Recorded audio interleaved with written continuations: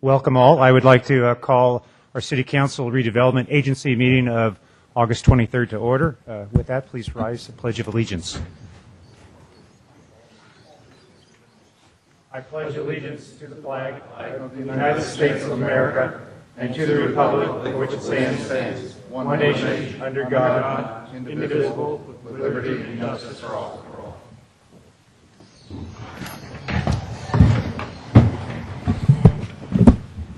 Second on the agenda, any changes to the order of the agenda? Mr. Weiss, anything? Council? Okay. Reports from closed session. Number 3, Mr. Rubens? There's no report from closed session tonight. Okay, great, thank you. Item 4 is council communications and announcements. Start maybe on the right. Mr. Klein? I have nothing tonight. Okay. Mr. Mayor, only one item. There were a couple of people who wrote in, and Mr. Grocott had actually asked me to follow up on this. There is a section of road known as Pico Boulevard, runs right beside the Samtrans bus depot, and there are a number of cyclists and hikers that use that to follow the Bay Trail, et cetera, and they were upset to find that at the end of that road, which is by the Town Place Suites in Redwood City, that had a fence put up, or actually a gate that was closed. In following up with this, what I found out was that apparently there were a couple of near misses with hikers and with cyclists as the buses were leaving that parking lot.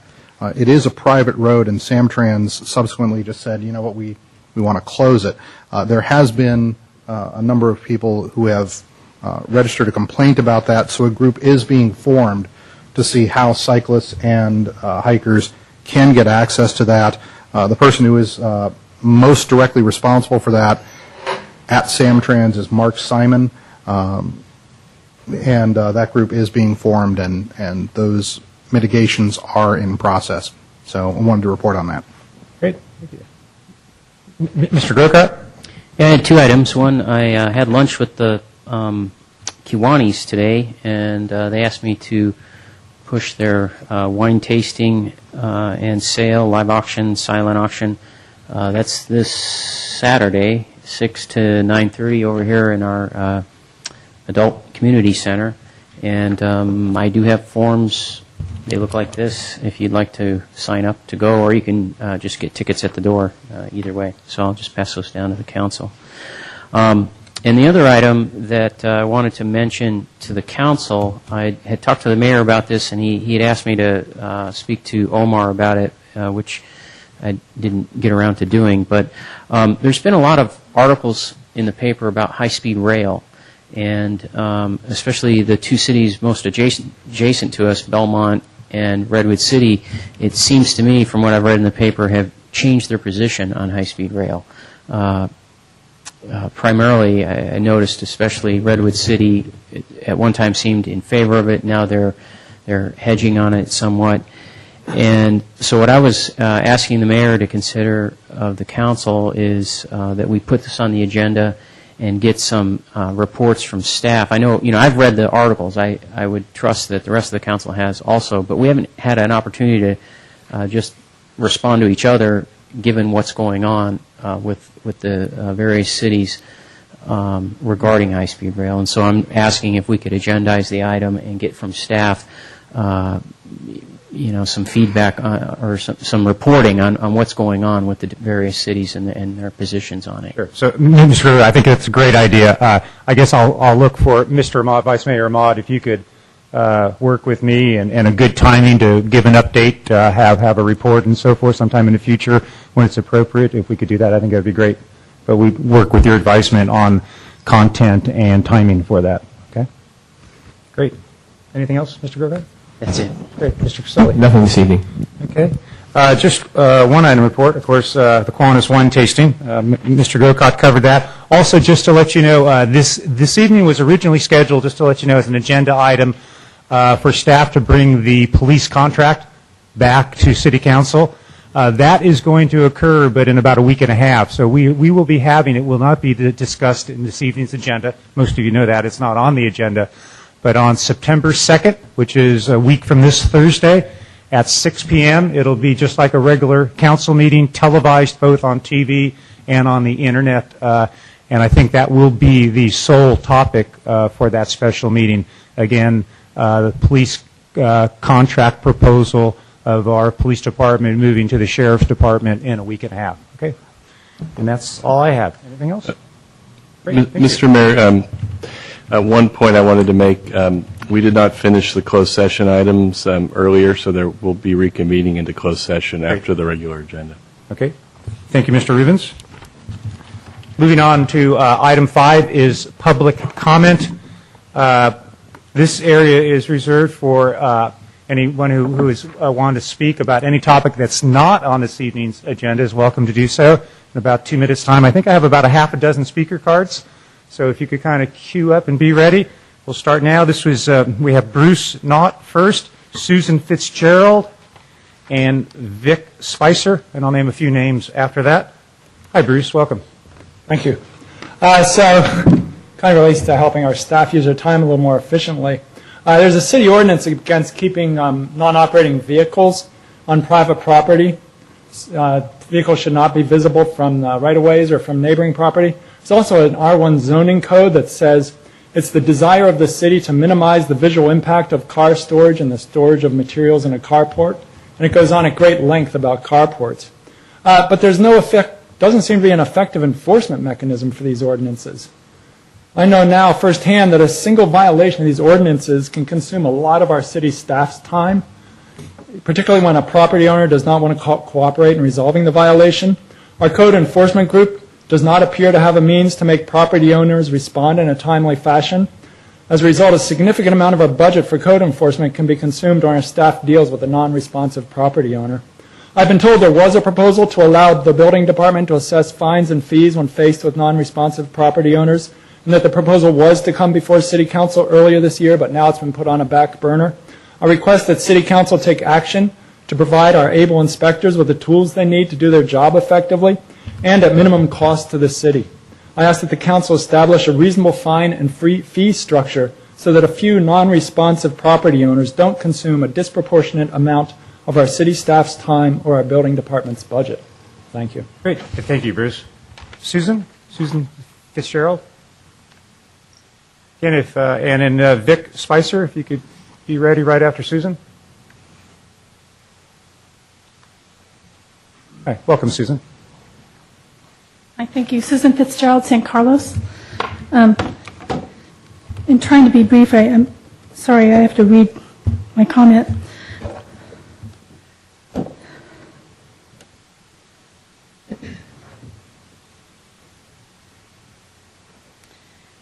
Thank you for giving us this opportunity. I'm hoping you can help me restore my loss of confidence in the process by which a conditional use permit was granted recently for an In-N-Out Burger in San Carlos.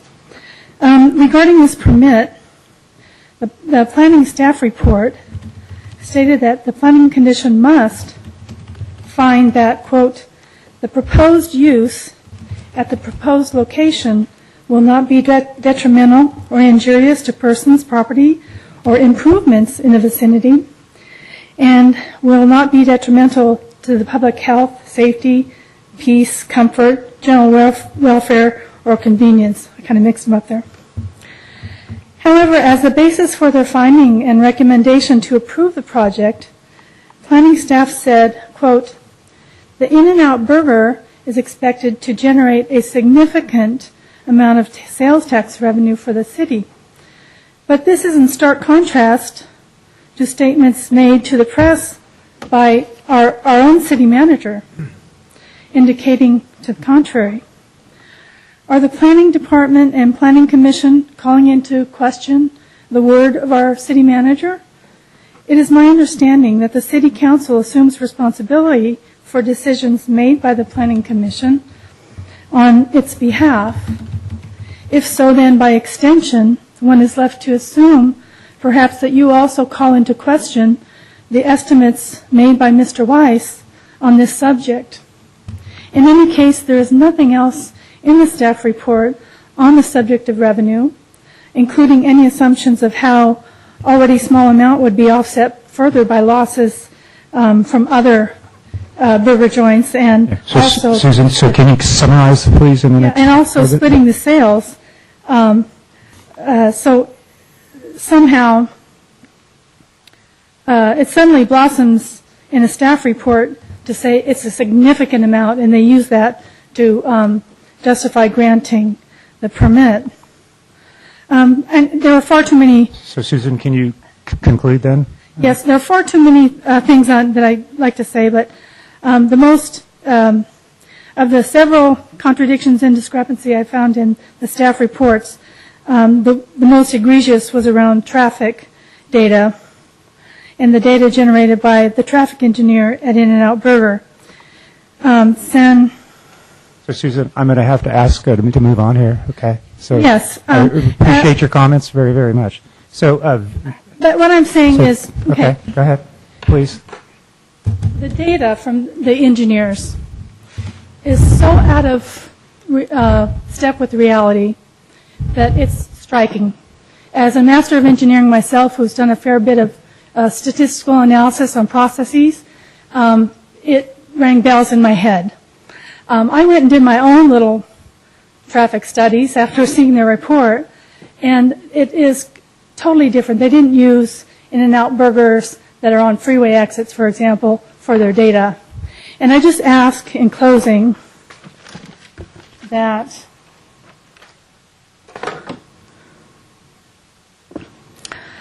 there's more I can share about you with what I saw.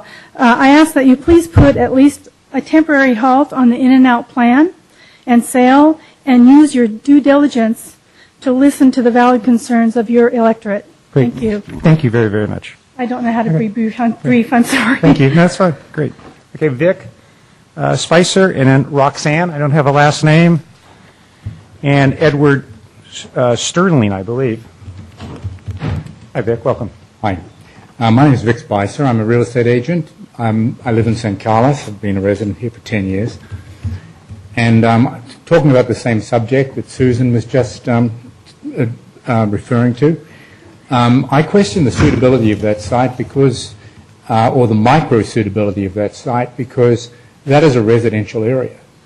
Holly Street from Industrial through to Old County is all residential. And this, given the volume of traffic that's going to come in, this is definitely, in my opinion, as a real estate agent, going to have a detrimental effect on the property values in that area, particularly at nights and in the weekends. The In-N-Out Burger is open until 1 o'clock in the morning, and the traffic, it's going to make a huge difference to the traffic volume there. I think it would be much more appropriate if you were to approve, which you have done, an In-N-Out Burger in San Carlos, for it to be located further south on Industrial, down near Britain, in that area, which is already commercial and would fit in there quite nicely. But that's all I've got to say. Thank you. Thank you. Roxanne? Hi, Roxanne. Welcome. My name is Roxanne Kelly. I'm a resident of Cranfield Avenue in San Carlos, and our street runs parallel to the front entrance to Carmont High School. On August 13th, a meeting was held regarding the dangerous and thus far unresolved traffic problems involving our street. The meeting was attended by the residents of Cranfield Avenue, 7 representatives from the City of Belmont government offices and their police department, 3 representatives from Carmont High School and the Sequoia Union High School District, and 1 representative from the City of San Carlos, specifically a gentleman from the San Carlos Police Department. I can't remember his name at the time. He was very helpful and seemed very engaged. The meeting went well, and a consensus was reached that the traffic problem will not be resolved unless all parties are involved and begin to meet at the same time. The City of Belmont volunteered to arrange for a meeting to be held in September to include all the parties, cities of Belmont and San Carlos, the daycare center, the New Generations and Methodist churches, Terra Linda, Carmont, Sequoia Union High School District, and the surrounding neighborhoods. Although it would seem obvious that the City of San Carlos government would wish to participate in these meetings, since Cranfield Avenue is located in San Carlos, comments made recently, specifically by you, Mayor Royce, in the June City Council meeting, that we have already, quote, we have already spent too much money on Cranfield, unquote, leads us to believe that perhaps we need to specifically ask the members of the San Carlos City Council to be supportive of these meetings in September and subsequent meetings. Thank you. Thank you. Okay, Edward Sterling, and then Pat Bell, the last speaker. Good evening, council members. My name is Ed Sterling. I live at Sylvan and Fairfield. I'm here to review the In-N-Out Burger subject again. Please don't be short-sighted by that impact report. We all know that intersection is very densely, the traffic congestion is terrible there. The visual impact is not going to be good for them. The light's going to shine over into our neighborhood. The odor's going to come over into our neighborhood, thus diminishing my property values. I've been a 20-year resident here, and this is a city of good living. That is not what I came to this city for.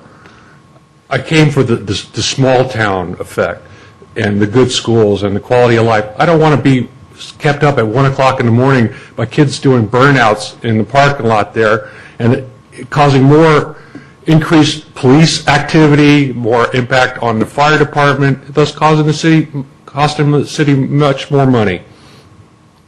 Thank you. Okay, thank you very much. Pat Bell. Thank you, Pat Bell, San Carlos, and guess what? I'm here to talk about In-N-Out. I'm here to ask the council to do something unusual but not unheard of. When the telecom companies wanted to put poles in front of people's houses, and the people were very unhappy about it, they came to the council, and Mr. Grocott pointed out that it's possible for the council to reach down, he said, and bring a subject up to the council without the homeowners having to spend the money for an appeal. An appeal of the In-N-Out decision by the Planning Commission would cost us $1,700, and we are asking the council to do that reach-down maneuver and bring it up for your consideration. There are big flaws in the data that the Planning Commission considered. They didn't even discuss the recommendation of the Transportation and Circulation Commission. In-N-Out's traffic engineer got up and said, well, yeah, we got that, but we decided not to do it that way. And that was it. That was the whole discussion. Also, there's a question of whether something this big and this important should be decided by a commission, or whether you, as our elected officials, have an obligation to vote on it yourselves and say to us, yes, we believe this is not going to negatively affect your life. Yes, we believe, despite the video evidence, that there's not going to be as much traffic as there's actually going to be, and so forth. You've just spent many tens of thousands of dollars. I meant to ask Mark how much on branding and marketing for San Carlos, and the guy came up with these classy possibilities. But if you allow this to happen, you might as well forget that, because the branding has been done. Mr. Morrison, who owns Morrison School Supplies, told the Planning Commission that it would look like a truck stop with the In-N-Out and the two Techie gas stations. And I think that's the best description I've heard so far. So I'm asking you to take responsibility for the Planning Commission's decision. Many of these are qualitative decisions. Is it pretty? Is it what we want our town to, our gateway to look like? And I don't want the planning decision making the final call on that. Thank you. Thank you, Pat. Okay, we'll move on to item 6, which is the consent calendar. The consent calendar items considered to be routine in nature and will be enacted by one motion. There will be no separate discussion on these items unless members of the council, staff, or public request that specific items be removed for separate action. So with that, can I get a motion on our consent calendar? Mr. Mayor, we'll pull 6L, Lima. 6L, okay. And, Mr. Mayor, I'd like to pull item F, G, and J. F, G, and J? Yes. Okay. With that, hear a motion? Mr. Mayor, I make a motion to approve items 6A through E, 6H, 6I, and 6K on our consent calendar. Second. Okay, roll call? Councilmember Ahmad? Yes. Councilmember Grisilli? Yes? Councilmember Grocott? Yes. Councilmember Klein? Yes. Mayor Royce? Yes.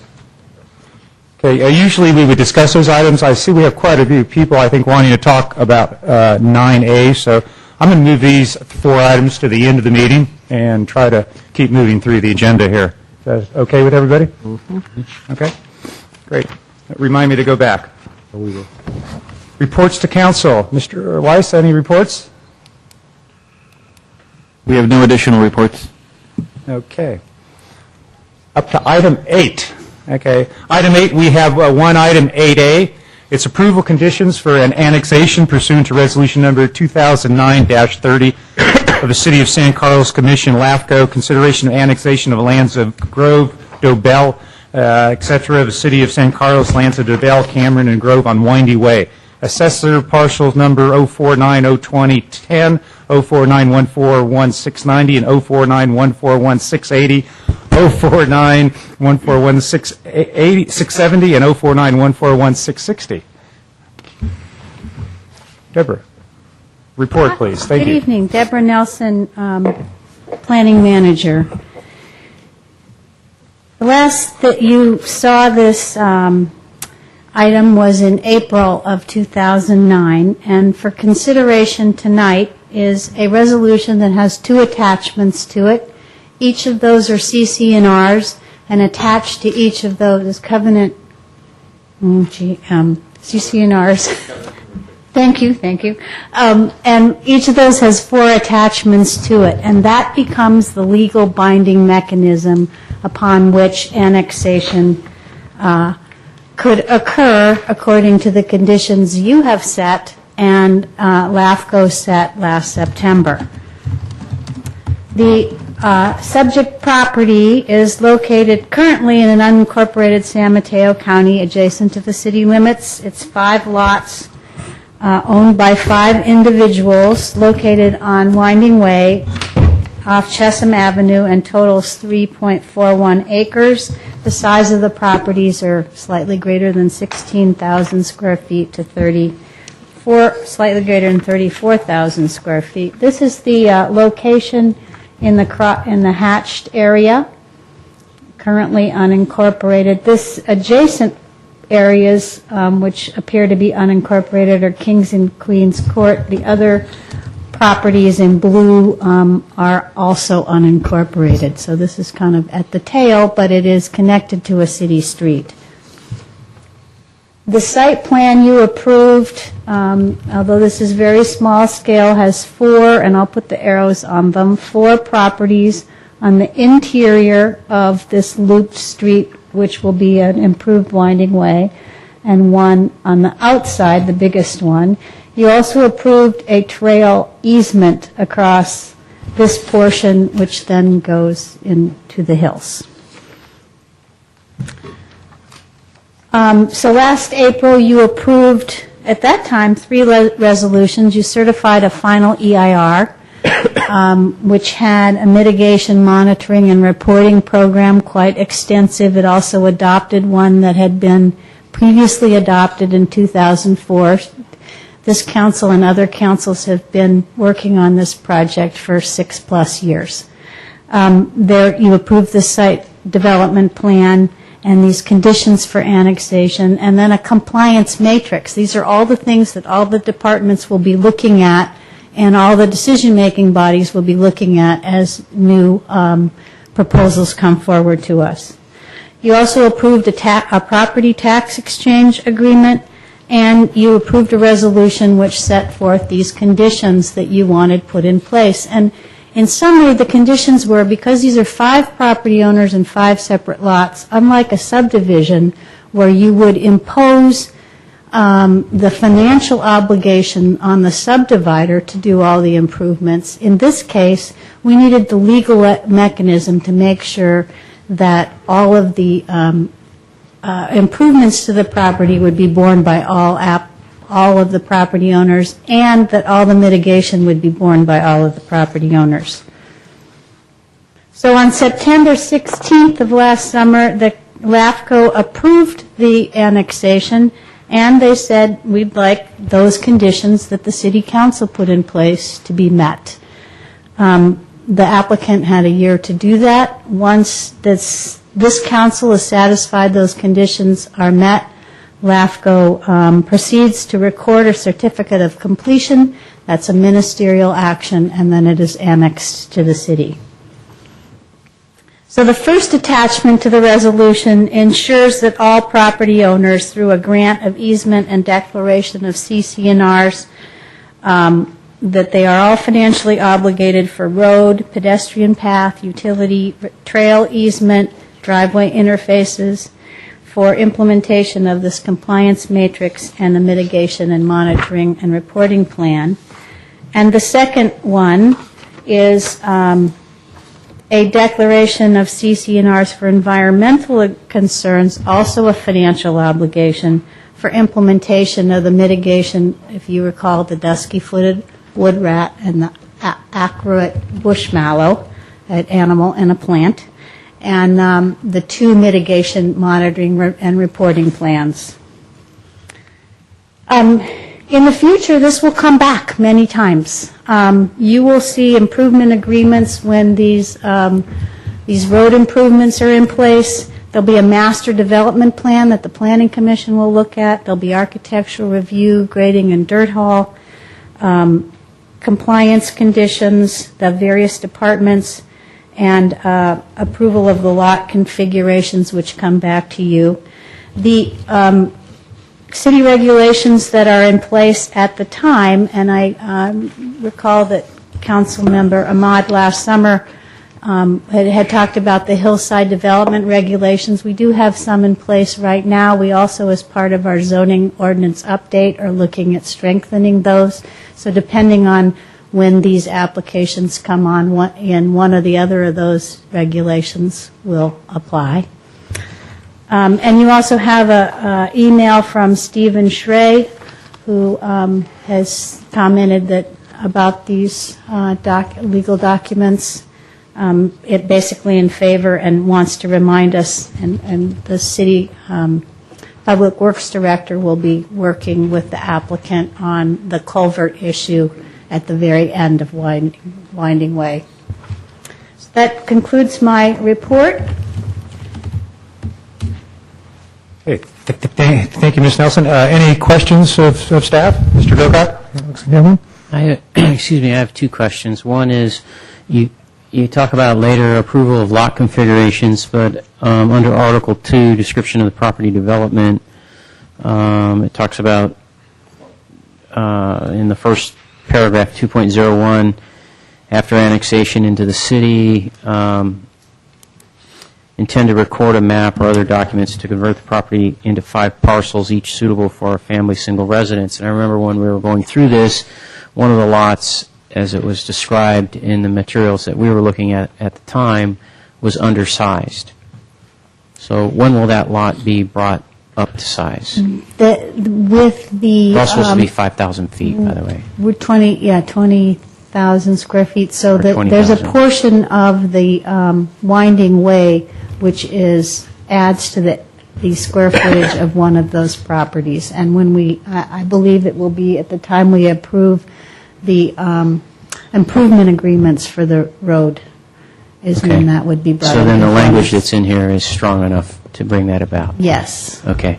Second question was, I had asked at the time also about definition of top of bank, creek setback, and so forth, because all along for me the concern has been, that's a major area of watershed for that whole canyon, and there is a seasonal creek and water flow in that area, which, I don't know, in my mind, made the whole site unsuitable for building. There's a reason it's sitting there like it is today, but we're going forward, and here we are.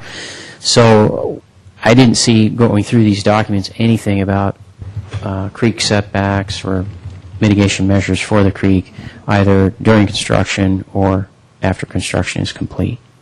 Well, I promise I'll put a note in the file to that, because I do recall, and thank you for reminding me, and we will look at that at the master development, plan when the houses are sited and with the grading and dirt haul evaluation, and that it is something that we would by course look at anyway with a grading permit application, is where that is relative to any creek. So should that be added to this language, or can you just make a note Yeah, to put it in I the don't- file, I as don't you say? think- yeah, I don't I just think- want to make sure it gets followed up on and doesn't slip through the cracks. I don't believe it needs to be added, but Yeah, those provisions are part of the municipal code, and they'd have to be complied with as part of the remaining development applications for the parcels. Well, they're part of the municipal code, Mr. City Attorney. However, when I asked about top of bank, because of the configuration of this lot and the fact that a fire road was cut in, being, I forget which it is, winding way or whatever as it goes up, no one could give us a definition of what was really top of bank in this situation, which leaves a lot to be interpreted regarding where setbacks should be and so forth from the creek. And again, my whole emphasis here is to protect that creek and the vegetation that's near to it and so forth. That's it's not just the creek and the water running through it, but as some of the environmental folks have tried to point out, there's a little ecosystem going on there because of the creek, and should we be disturbing it? Well, what's before you tonight is the resolution determining that the two declarations before you met the conditions of approval for the annexation. Right. In the staff reports, when we approved and recommended that action for the tax exchange agreement, we made it very clear to the developer and to the public that these other development approvals are still necessary in order to develop these parcels. So that's why they're not in here. I think it's because one of them is for mitigation of environmental impacts, and that's lifted right out of the mitigation monitoring plan from the EIR for the project. And then the other is for road improvements. And so that's not quite pertinent to the issue of the top of the bank. I know the point you're making is there's some discretion in the Public Works Director to determine the top of the bank under our codes, but that will come before you at a future meeting, rest assured. Thank you.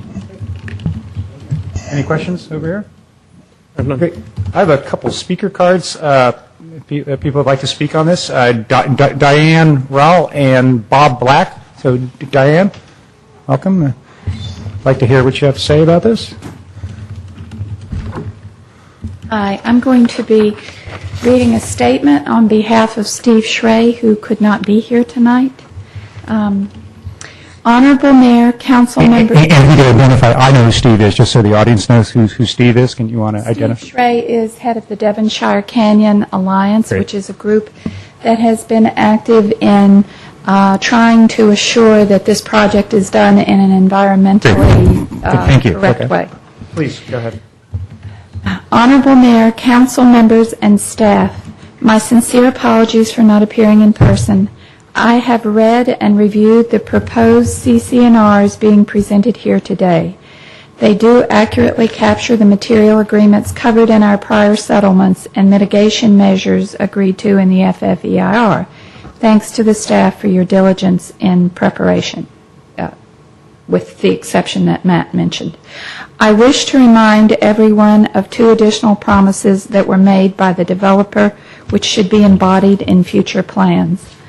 The developer offered to repair the washed-out portion of road with a viaduct spanning the canyon with retaining construction along the canyon walls, providing for the uninterrupted riparian corridor to extend above and below the washed-out portion of Winding Way at the hairpin turn. A buried culvert, as described in the documentation, would not satisfy this offer. The developer represented to both the city and LAFCO that the road would be repaired this year at the annexation reviews. The lack of fire access and emergency exit from Upper Winding Way represents an immediate hazard that becomes the city's responsibility with annexation. I urge you to remedy this dangerous situation as soon as possible. Thank you for your continued time and continued oversight. Stephen Schrey, Devonshire Canyon. And I would just like to say in support of the point Mr. Grocott brought up, that this has been a major concern for the Devonshire Canyon Alliance all along, the lack of definition of the riparian corridor.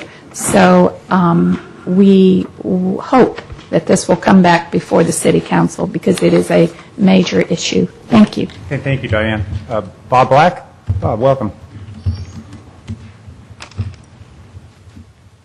Thank you, Mr. Mayor. I'm Bob Black, San Carlos. And yeah, I want to echo the problem we have by not defining early on what the creek bank, where the creek bank is. And it seems to be one of the crucial elements in the whole development. If the creek bank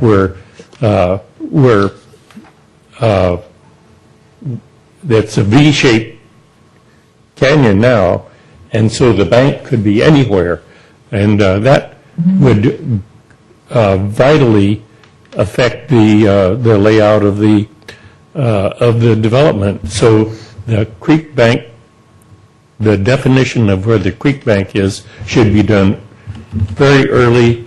As it is, the developer is putting more and more effort in, and maybe all that would be not if depend on where that creek bank is. Thank you very much. Great. Thank you, Bob. Anybody else like to speak on 8A? Okay. Discussion?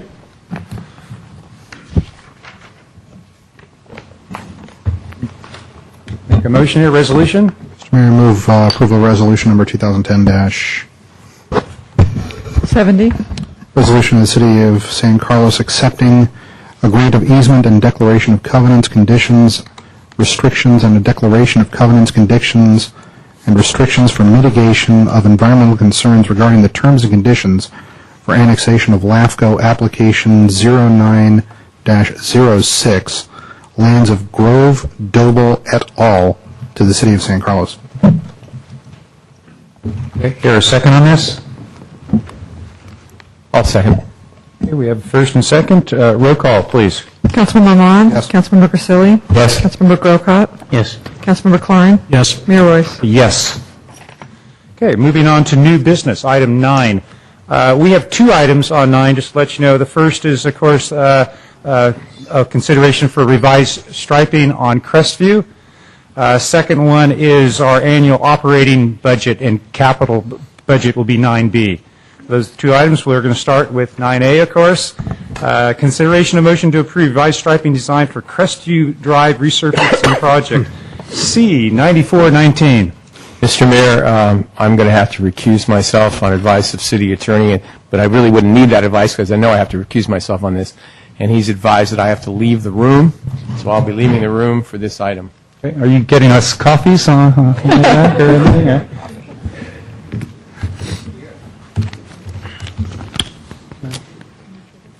So with that, just because we have quite a few people here to talk on this item, what the process will be is Mr. Weil will do a staff report, questions from City Council, public comment, which I have actually quite a few speaker cards. We'll go through those.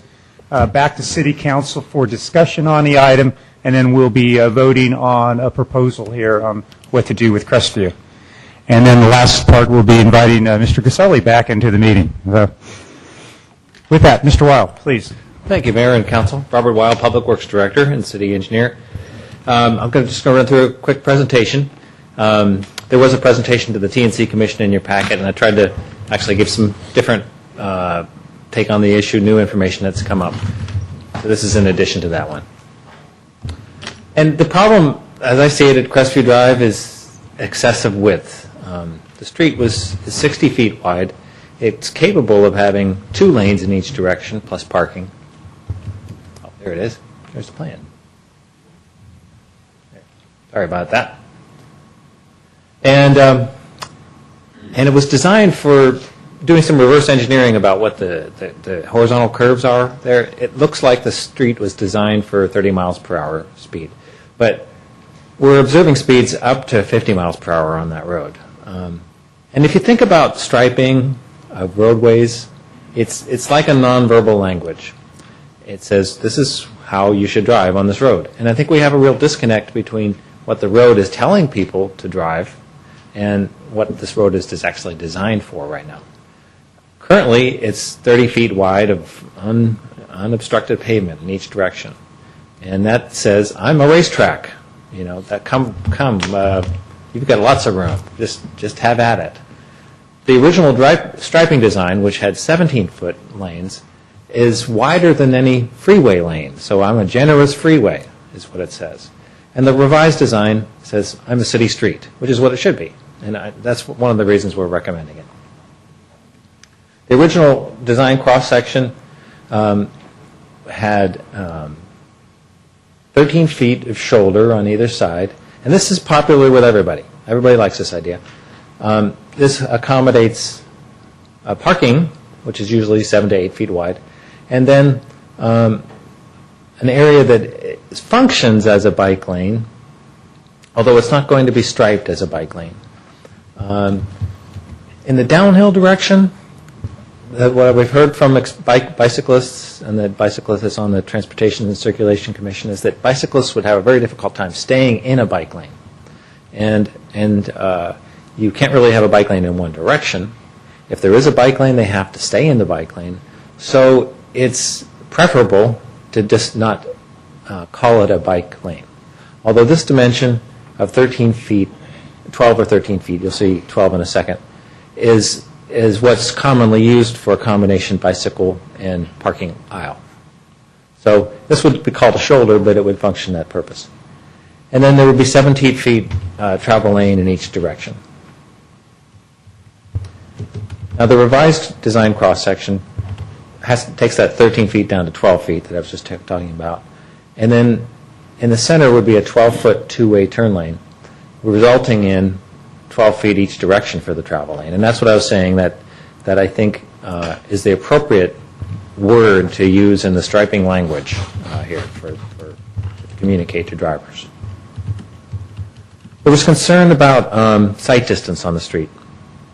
And particularly in this area, which is between Melody and Britton, what you have here is you have a curve and you have slopes. And it's not quite as steep as the steepest part of the street, but it is quite steep. And so we looked at that, and as I was saying, looking at what the existing vertical and horizontal curves are, the design speed and the posted speed limit are 30 miles per hour. And at that design speed, you would, we added a factor for being steep going downhill. It would be between 227 and 240 feet, depending on which manual you read. And the existing view corridors along the street achieve this stopping sight distance, both with the original design and the revised design. So there was concern about drivers that are traveling downhill and then going around the curve, being able to see vehicles turning left into their driveways. And this represents how much room they need to stop, and this is a conservative of where they can see. So they can stop in less distance than they can see. So that's what we want. And but it's basically the same for both the original design and the revised design. One positive aspect of the two-way turn lane is that it is easily enforced. The traffic officer was at the TNC Commission meeting, and he said, this is an easy ticket. People getting into the two-way turn lane, it's quite observable. They can't deny it. They will. It's easy to write a ticket for that. Where speeding is a little bit harder because you have to observe them, you have to radar them, you have to catch them, and there's usually an argument. But this is pretty easy to document. These are the proper ways to use a two-way left turn lane. And then these are the improper use of two-way left turn lane. So there was concern about this movement of passing in the two-way left turn lane, and that's, you can only be in the two-way left turn lane for 200 feet, and you're not going to be able to pass in 200 feet. So both designs are available alternatives to the City Council. Both are engineer approved. The original design is better than the existing at managing speed, and it is preferred by, I split the neighborhood, the portion of the neighborhood that particularly is concerned about this is the portion between Britain and Melody. The original requester is in the lower portion down closer to Edmonds. So the revised design is engineer approved. It's the best at managing speed. It provides that refuge for turning vehicles that I was talking about, and was approved by the T&C Commission. Now, there's another little nuance. I didn't really go into much detail with the T&C Commission, but I think one of the concerns is how this revised design could affect property values. It's going to be more paint on the street, and there's a concern that might be they have the appearance of an expressway, and therefore when somebody comes out to look at a home, they might say, gee, this looks like a busy street. I'm not sure I want to live here. I think a speed limit sign that goes to 35 or 40 miles per hour actually may have more of a detrimental effect on property values. So I wanted to talk through a scenario that's pending here and what the implications of it are. As I said, currently the speed is 30 miles per hour. The critical speed, which is the speed at which 85% of the drivers are at or below, is 37 miles per hour as measured in 2005. To be enforceable, that speed limit has to be based on a current speed limit study. So it's due now. It has to be due every 5 years. Now, the rules on setting speed limits were tightened in 2009. So you have to take that critical speed, round to the nearest 5 miles per hour, and then maybe you can bump it down 5 miles per hour. And there's very tight restrictions on doing that. So, if this is 30, if it comes out the same, we'd round to 35, and maybe we'd be able to go down to 30. If it's just up 1 mile per hour, we're going to start at 40, and maybe have to go down. The best we could do is 35. So, I think that's one reason why it's critical to get those lanes as narrow as possible, as allowed in standards, in order to have the most likely result being the revised driving design would be most likely to result in retaining the current 30 mile per hour speed limit. Now, Mayor, you called me to ask about whether a right turn lane could be added at Britain. We looked into that. It is feasible to do that.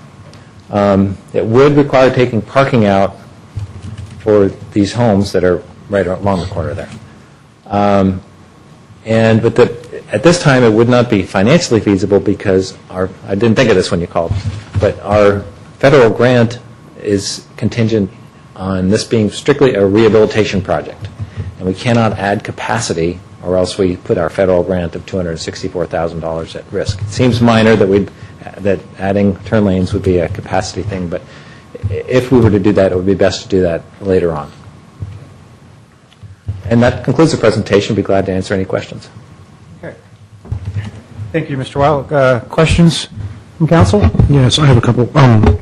Mr. Weil, so if I can walk through this process really quick, how you came here. You had the original design, which allowed for the 17-foot and the wide lanes and the 13-foot shoulder. Right. That went to the Traffic and Circulation Commission. It also went to the neighborhood. The majority of the neighborhood was in favor of that, or from what you can gauge. I know there wasn't a vote or anything, but you didn't get as much pushback. Mm-hmm. Traffic and Circulation was okay with that, and that's what came to the council. The council approved that in 2009. Right. Then we got a recommendation from a resident to put in this turn lane. That went back to the Traffic and Circulation Commission, and it has opposition in the neighborhood. And now that's what is before us tonight, correct? Correct. And that recommendation came in during construction. Okay. Went to the Traffic and Circulation Commission just last week. And whatever is decided will be put down on the ground within maybe a week. Okay. It's about to happen. So I have another question then. It says somewhere in your staff report, and correct me if I'm wrong, that by going with the original decision that the City Council made in 2009, that would cost us more money than going with this revised? Original cost $0, and I've got better numbers actually since this staff report was written. The revised design would be an additional cost of $5,000. So I had that backwards. So the revised cost will cost us more. Yeah. So right now we're set to go on the original, but if we were to revise it, it would cost more money than original. Yeah, and the number now is $5,000. $5,000 more? Okay. I have another question then. You spoke about freeway lanes. How wide are freeway lanes? Well, sometimes 12, sometimes 14. Okay, so those are 12 to 14 feet. So we would have, if we were to approve this revised, it would be the small. It'd be on the small side of the freeway lanes. Correct. Right. Okay. You can't go less than 12. The Caltrans, when looking at their plans, said you did have 12 now, you can't go less than 12. Okay. So, I don't know if you're going to know this offhand, but on Britain, we have, there's a bike lane, and down towards Burton Park, there's a bike lane and parking. How wide is that shoulder? that's probably, it's 12 or 13. Those are the 12 to standards. 13. So that's what we would be looking at Yeah. if we wanted. Okay. And then you talked about how this revised plan would would actually do the job that we were intending to do in the beginning, which was to limit the speed. My question is then, why did I wasn't on the council back then, why was the original plan proposed if it was the possibility that we were going to have to bump up the speed limit by 5 miles an hour? It just seems like we approved that the current council was given a plan that wasn't going to do the task. So I'm wondering why. I mean, I know you weren't here either. No, I was. Oh, okay. And so that's So why would that have been brought before the council if it wasn't going to do the job? No, I didn't think of this idea. I credit Mr. Ravano for thinking of the idea. I didn't think of it. This seemed to be the best we could do at the time. Okay. So, he's smarter than me.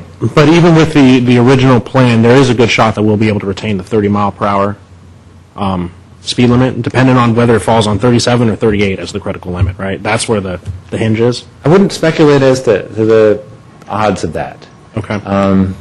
Just, and it's somewhat variable what data you collect. You're supposed to collect the data on a clear day that has nothing unusual, but there's always some variables. And just the next section between Melody and Club and the end of the street by Belmont, that was measured at 39 miles per hour critical speed. And you would think it's slower because it's less traffic, but it's actually higher speed. Okay. So it's hard to say. All right, then there's a lot of discussion. How will this impact, because I've received phone calls from the neighborhood and emails, and I like to push back on people to get, whether this is just a feeling or it's an actual, could be factual data. How is this going to affect people backing out of their driveways? I mean, are they going to have less sight lines? Is it going to be more dangerous? Well, the shoulder of 12 or 13 feet, I think, helps a lot. I mean, that gives a buffer area, and it's like the safe zone,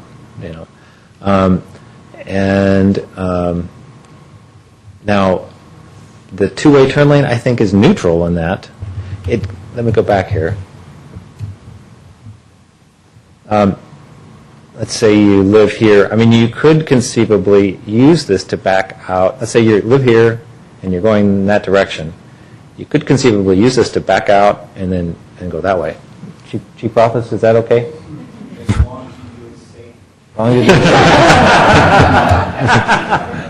All right.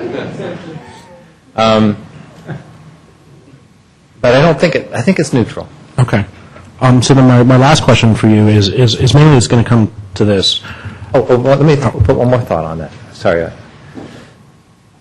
There was a concern that, and this is a little hard to see here, but that the two-way right turn lane forces drivers closer to the homes. Sure, it does take away, take 17 down to 12, and the 12 is on the home side. But you picture a driver's going to hug this curve anyways. If it's 17 foot wide, they're going to use the whole lane. They're going to go on the inside of the curve. They're going to go on the outside of the curve. I mean, so I think it just I don't think that changes things for the people coming out of their driveway. I mean, what they experience now is that what I've heard is people just use all 30 feet and they hug the edge here. And so I can see why that's a serious problem. I mean, because people are traveling faster than they should be. They're barely controlling their vehicles. And they're coming, if I was here and trying to get out of my driveway, boy, that would be really hairy. And I think this all makes that a lot better. Okay. So my last question is because in the 6 or so months that I've been on council, I've received numerous complaints about the speed on Crestview Drive. The original plan, you're saying, won't really do much to change that. I think it'll help, but it's still a very wide lane. Okay. And you're saying this revised plan will change that? It will I slow think it down? I think it's. I've seen studies that show that this type of traffic calming can have reduce speeds by 2 to 3 miles per hour. Now, it doesn't sound like a lot, but it's enough to move you down to that next speed limit, and it will be noticeable. Okay. That's all the questions I have. Thank you, Mr. Well.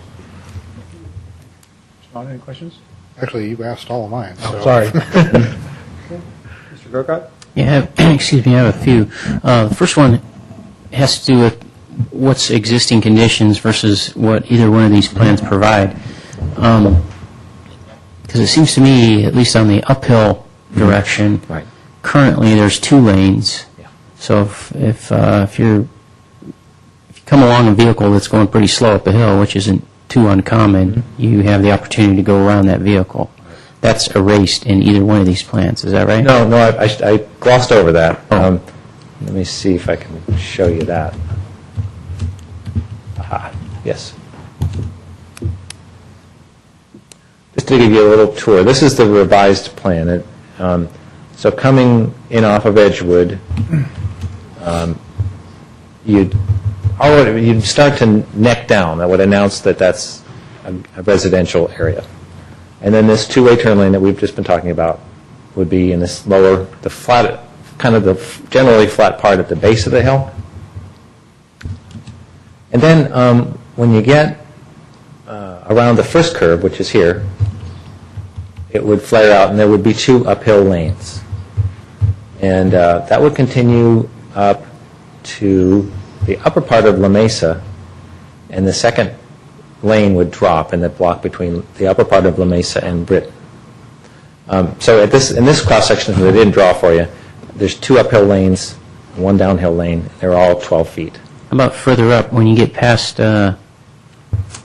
Britain, there's another steep section on the way up the hill there. Yeah, that section isn't quite as steep, so we would use the 2-way turn lane in that area. And no passing lane whatsoever. Right. Okay. Volumes are quite a bit, drop off quite a bit after Britain, too. It's about 6,500 vehicles a day between Britain and Edgewood, and about 2,500 or so between the next section up. And currently, from Britain up to the top, there's it's all single lane right now anyways, right? Yeah, currently... It's very wide. Yeah. Yeah, okay. Currently, it's like... just take this line out. Yeah. And it's just 30 feet each direction. So pretty much where we have 2 lanes going up the hill at a very steep section, we'd still have 2 lanes. Right. Right. Then my other question would be either for you or the chief or maybe both of you. I know before your time as city engineer, we put in bike lanes and other things like that at San Carlos Avenue and the Alameda, and narrowed those lanes, I think in some cases down to 10 feet. The argument being the same, that if we put down stripes, narrow the road, people will slow down. Now, I'll preempt my question with my own observance. People don't slow down, they drive right through the bicycle lanes, much to my chagrin as a cyclist, because when I see a lane like that as a cyclist, I figure, oh great, I can ride in this lane, I'm pretty safe, I don't have to worry about cars running me over. But when I see the way people drive through San Carlos and go right over those bike lanes, I just think to myself, my God, if there were bicyclists there, they'd be dead. But I would like to know what's your observation, or what's the police force observation on what we've done with these lanes and trying to narrow it down with striping. I'm not sure I understand the question. Is it whether the bike lanes are... So the question is this. The argument was, we're going to put in these bike lanes, we're going to narrow the lanes on San Carlos Avenue and on the Alameda. Kind of the same argument. We're going to put in infrastructure that's not there now. We're going to do striping, really define the bike lanes, and narrow the roadway, the drivable roadway via these stripes down 10 feet in some cases, and that will slow down the traffic. Has it worked? Oh, okay. I think the chief would be better able to address that than me.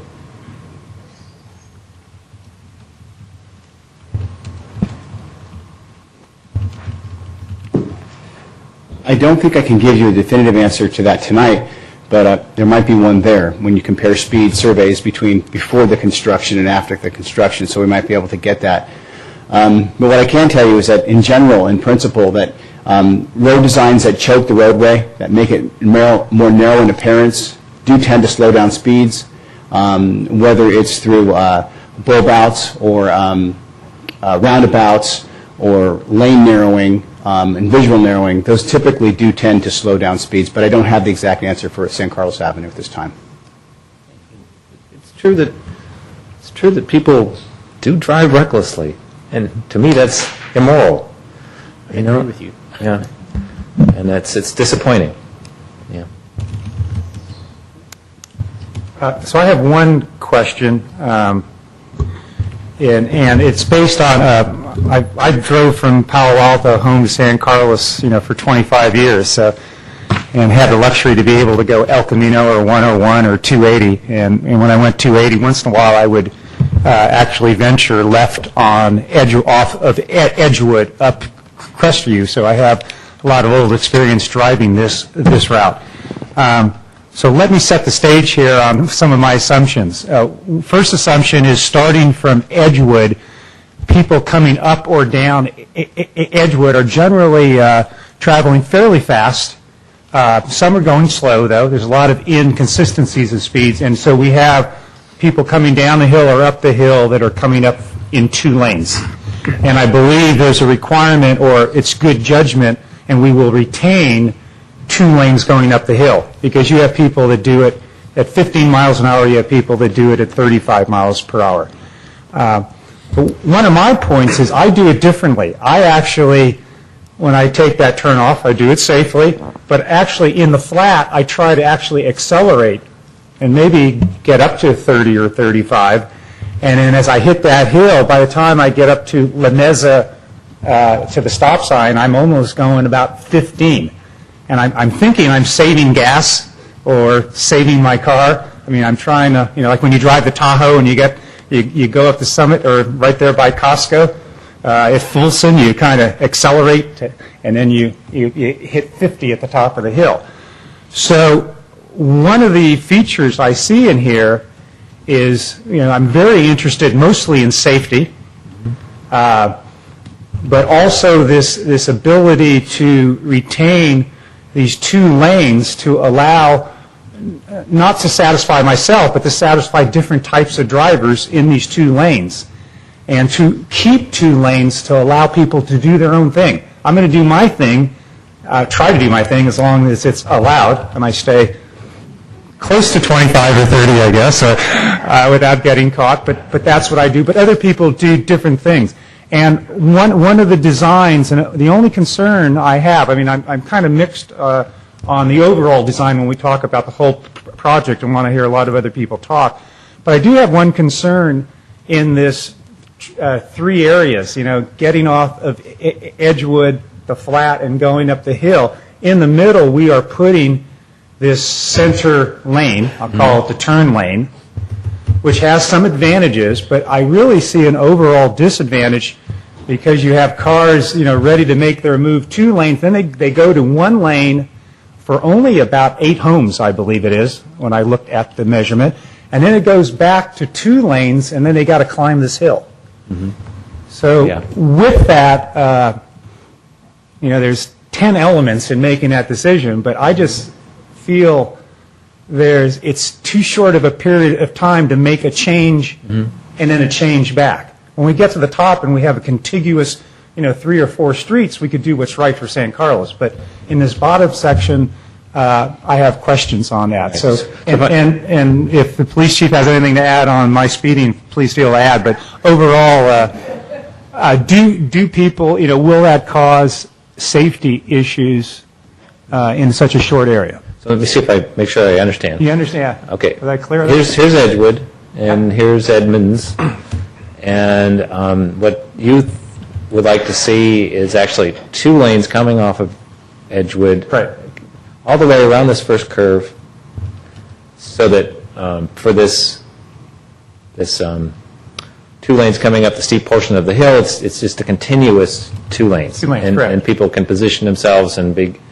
if those who choose to accelerate to get up the hill could do that, or others could just clunk along at the speed limit. Right. And so, my thinking was different. That and this design represents a different approach, which I have to agree with you. It does kind of jerk people around a little bit. You know, they get narrow and then they get wide.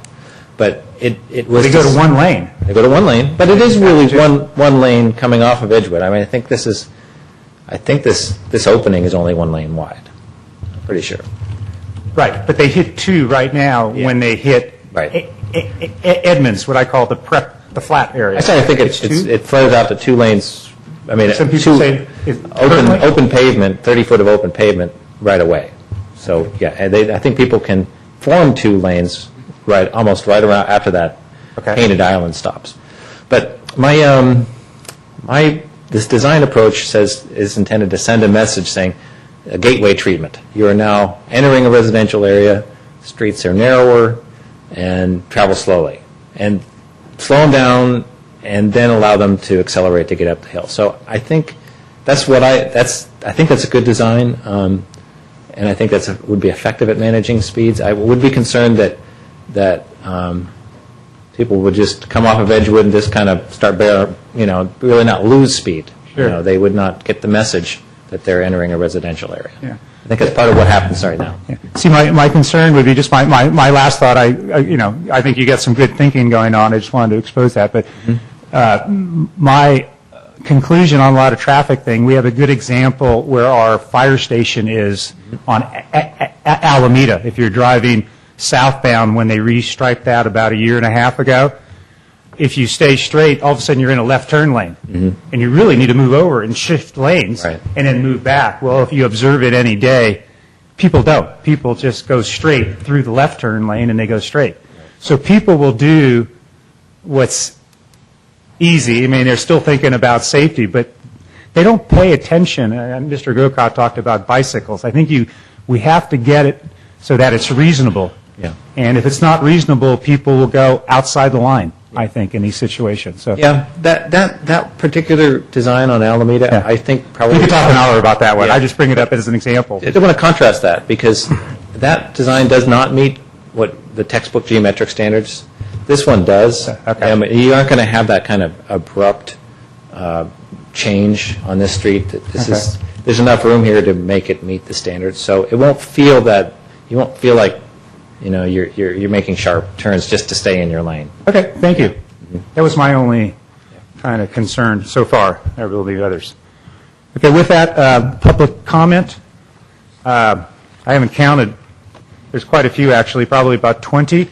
So again, if we welcome you all to speak, take about 2 minutes. I'll try to manage the time. If someone gets up and has already said something, please get up again and just say you agree with that person and make a statement or whatever. You don't have to take the whole 2 minutes. But we'll probably spend 45 minutes to an hour on this. And again, I'll queue up a few names at a time. So again, we'll start with Ebby Sarabi, Michael Siegel, and Dawson Crawford. Again, public comment on 9A. Welcome. Good evening, Mayor and City Council. Ebby Sarabi, 850 Crestview Drive. I'm a longtime resident of San Carlos with 7 years on Crestview. I'm also a registered civil engineer in the state of California and have practiced civil engineering with both public and private sectors for the past 28 years. As was mentioned earlier, Crestview has 2 basic problems when it comes to traffic safety. One is cut-through traffic. There's a lot of cut-through traffic using Crestview. And the other one is speeding traffic and associated traffic accidents as a result of speeding. Obviously, Crestview is too wide for a residential street with front-on houses. The street is all residential. The pavement is 60 feet wide. Given the existing condition, the most effective design should include parking and a bike lane approximately 12 to 13 feet on each side of the street in order to slow down the traffic and also discourage some of the cut-through traffic. This design shall be continued all the way to Club Drive in the future. The original plan was designed by a professional consultant and was approved by the city. The original plan meets all the design standards of traffic engineering and transportation engineering. There is no safety concern with the original plan. The consultant would not have designed it, and the city would not have approved it if there was any safety concern with the original plan. So the assumption is that both designs are safe. The question is, which design is more effective and is more superior to deal with the horizontal, vertical curvature, speeding, and cut-through traffic? Residents of the streets are very familiar with the traffic pattern and traffic operation of the street as they use the street every day during the commute peak hours and during the non-peak hours. Most majorities of them, if not all, are in favor of the original plan. Again, the director has approved both designs. They are both safe as far as the design standards are concerned. I hope the city listens to the residents and considers the original plan as was approved by the city early on. Two-way left-turn lanes are not appropriate design for residential streets. They are for access management in commercial streets with high rate of rear-ended crashes. As a matter of fact, communities who have done two-way left-turn lanes on mixed residential and commercial streets are not pleased with their outcome. Please support the original design. Thank you for your time. Okay, thank you. Michael Siegel? Hi, Michael. Welcome. Good evening, Mr. Mayor and council members. I'm a longtime resident of San Carlos, and to give you an idea where I live, when our excellent and tireless police department pulls somebody over for speeding down Crestview Drive, they usually stop in front of my house. And you're always welcome. I would like to speak in favor of the revised striping plan for a couple of reasons that are not quite as important as safety, but nevertheless should be considered. One of them is that speed contributes to noise. And across the street from my house is a large hill which functions mainly as a reflector. The noise of people accelerating in both directions is fantastic. And I think that noise abatement would be accomplished best by the revised plan. The second issue is providing the I can't remember the exact word, the haven for turning, for left turning, as one enters Crestview from Edgewood. I think that this is a necessary feature because the counterintuitive issue is that the left-hand lane going up the hill is for people going faster, and yet those may actually be residents of the street who are slowing down to make a left. Please consider that as well. Thank you all. Great, thank you. Okay, Dawson, and then we have Frank Chikanoy, Bill Olson, and Ali Kakavad. Good evening. Thank you very much for letting us speak this evening. Sure. And also thank you for paving our road. We do appreciate that. It looks great. So that's a plus. I live at 954 Crestview, which is between Britton and Melody. We have a lot of input from that section of Crestview here tonight. I personally and my wife oppose the revised plan, and we support the original plan. Two big reasons. Safety. In my mind, and I drive Crestview every day,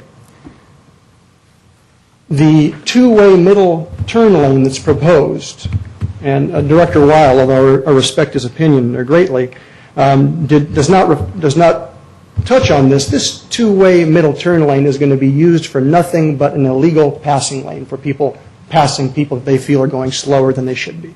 I mean, I look out on Crestview all the time. My wife drives in and out, takes our kids to Heather School. This middle turn lane will be used illegally, and it will be used unsafely. That's the first point. The second point is that there is no data that I have seen that supports the theory that a two-way middle turn lane is going to somehow reduce speeds in this particular instance on a sloped road. And the two examples that Director Weil has proffered, and I received an email, I forwarded on to council, are Cuesta Avenue in Mountain View and Mary Avenue in Sunnyvale. These are commercial streets. They're wide, flat, commercially mixed streets with strip malls, gas stations, all sorts of commercial entities. Crestview is a purely residential street. A two-way middle turn lane through a residential street, as Ebi Sarabi testified to here as the first speaker, is not appropriate. It just it doesn't fit with our neighborhood. There's nothing wrong with the original plan. We like that plan. It's safe. It was approved. You voted on it. We support that plan. In addition to safety, there's also the issue of property values. Crestview has high-priced homes. I have submitted a report to an opinion letter to council via email. I have it here from a real estate professional, over 1,000 transactions. Says this particular plan, the two-way turn lane, will reduce property values significantly, up to 10%. That's a problem. We don't need to do that. It's not prudent and it's not necessary. The revised plan is neither. We need to keep the character of the neighborhood in addition to improving safety, which I believe the original plan does. Great. Thank you. Thank you very much. Frank? Hi, good evening. Thanks for taking the time to hear me. I'm a resident on 995 Crestview Drive, which is between Britton Avenue and Melody Drive. And I'm against the revised striping plan. I support the original plan. Let me tell you why I'm against the revised striping plan. And first of all, a turn lane is not appropriate for residential area. As it was mentioned before, this is more appropriate for a commercial street with a lot of businesses. Secondly, I think actually the revised striping plan with this additional turn lane will actually increase the risk of collisions. I think drivers will be surprised by this new turn lane. They will some impatient drivers will try to use this turn lane as a passing lane. We will see that. So overall, I think it will increase the risk. I also want to point out that as a bicyclist, I don't think bicyclists will use the shoulder/parking lane for biking. I think they will use the main traffic lane. And I think the issue with the revised plan is that it actually reduces the lane from 17 feet to 12 feet. So from a bicyclist standpoint, I think it's going to increase the risk because as a bicyclist, they will have to share this smaller lane with cars. Also want to point out that the revised plan will make it very difficult in the future later on to add a bike lane, as opposed to the original plan, which has a 17 feet wide traffic lane, and it's easy to add later on a biking lane. So overall, I would like to respectfully recommend the council to adopt the original plan. I would also want to suggest that later on, if the time and budget permits, two separate bike lanes on each side of the street get added to Crestview Drive. Thank you for your attention. Thank you. Bill Olson and Allie after that. Thank you, Mr. Mayor. Hi, Bill. Members of the City Council. Bill Olson, homeowner at 890 Crestview Drive for 17 years. I agree with the engineer that Crestview Drive is a design problem. It is a very bad design problem. I have my concern is for safety. I am here to support the original plan, the one that was first approved by the council. The concern I have seen many times through Crestview Drive is drivers speeding, passing even though the stripes are double yellow lines down the center of the road. I believe that the drivers in the future will continue to use the same behavior. They will continue to use the turn lane, okay, as a passing lane coming down the road. I'm concerned about the safety of the residents. Crossing that street, okay, becomes taking your life in your hands, okay, as you begin to cross and making sure that you don't. I wish you would approve the original plan. Thank you very much. Thank you. Allie, and after Allie, to get ready, we have James Freihling, Robert Ravano, and John Hoffman. Thank you, Mr. Mayor, council members. My name is Ali Kokavan, long-term resident of San Carlos, 7 years on Crestview Drive. When I talk to people about the concerns that they have on Crestview Drive, it's two things. One, cars driving fast. The second thing is car driving too close to the curb. So when I called, I wanted to find out about what's the idea about the two-way center lane in the middle. So I called a friend of mine who has more than 20 years being a traffic engineer on the state of California, Caltrans. What she told me in an email, which I have here, I can give it to you guys, is that center lanes is only warranted when there's increased number of accidents due to rear-ending accident when the cars are turning left turns. I have not seen any study that shows that on Crestview Drive. One thing else, she said that center two-way lane requires 14 feet. Because if you think about it, if you can imagine center driving lanes, there are 2 lanes, painted lanes on each side. Each of those are 6 inches wide. So you actually lose 1 foot on each side of two-way center driving lanes. That makes it, based on the Director White's design, would make the center two-way lane a non-standard center two-way lane, therefore causing a false sense of security for people, besides the fact that everybody's going to use it as center lane and driving around. I think I'm supporting the original plan, and I've also went around this afternoon after work, asked members, I kind of explained to them, have a drawing to people of San Carlos. I have a new respect for politicians to go door to door. It was hot. I got about 23, I think, signatures from people who couldn't make it tonight. More than 95% of them are pro-original design. I will submit this to the secretary. And also, most of these people, not only from Britain all the way to Melendi, there are people who are down to Britain.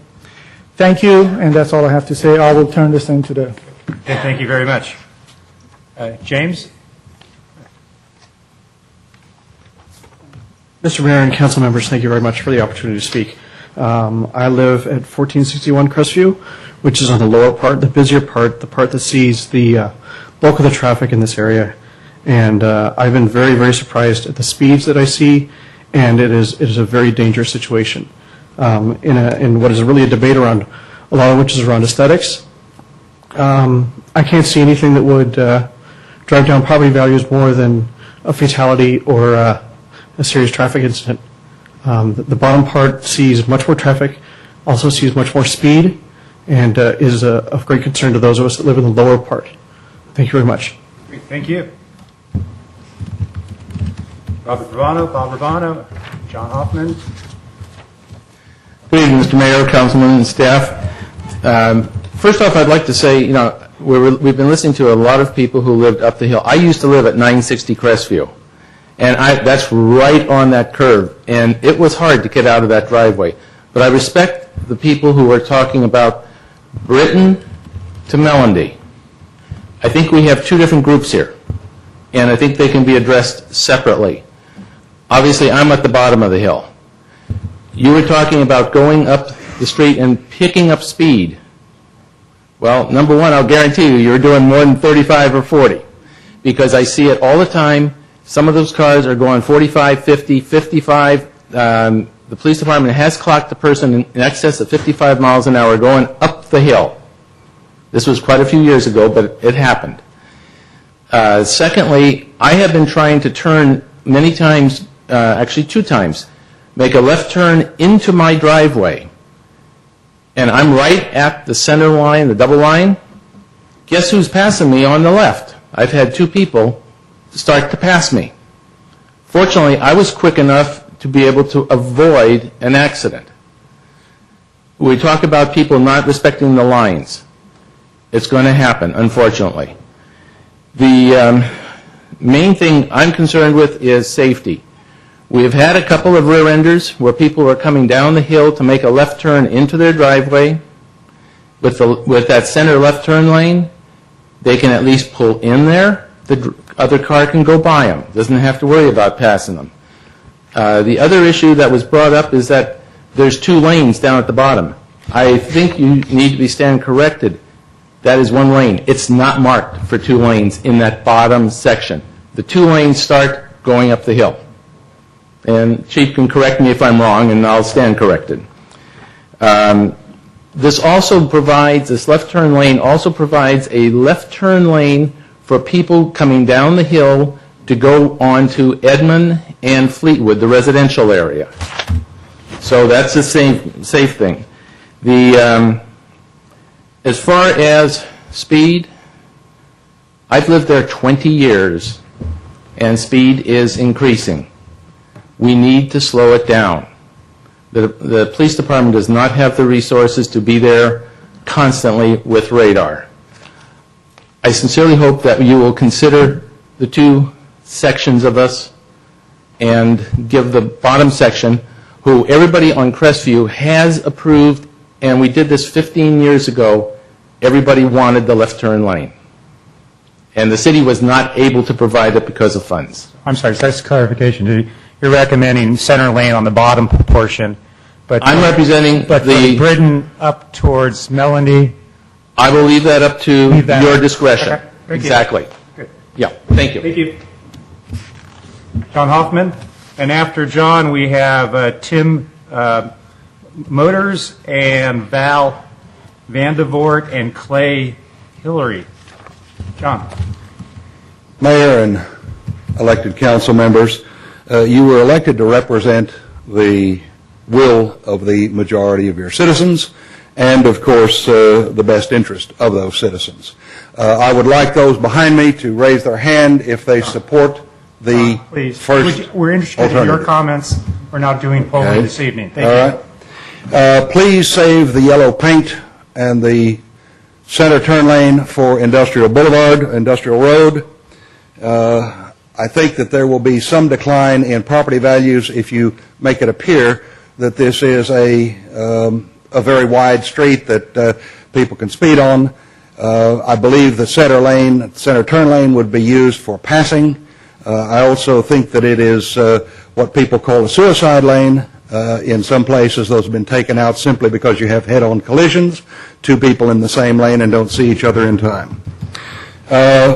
I think if you look at Crestview, particularly Upper Crestview, the curve is such that when people are going quickly, 45, 40 miles an hour, you really don't have time. You've got time if you're doing the speed limit, but so many people do not, and going downhill, of course, it tends to get away from you a bit.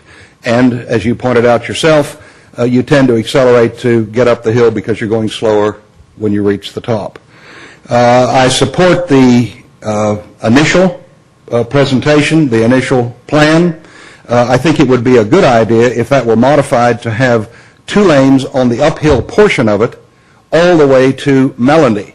This would allow for a turning lane for those who needed to cross over and go into driveways on the left-hand side. It would also provide a passing lane for those who wanted to go a little more quickly than somebody going 15 or 20 miles an hour.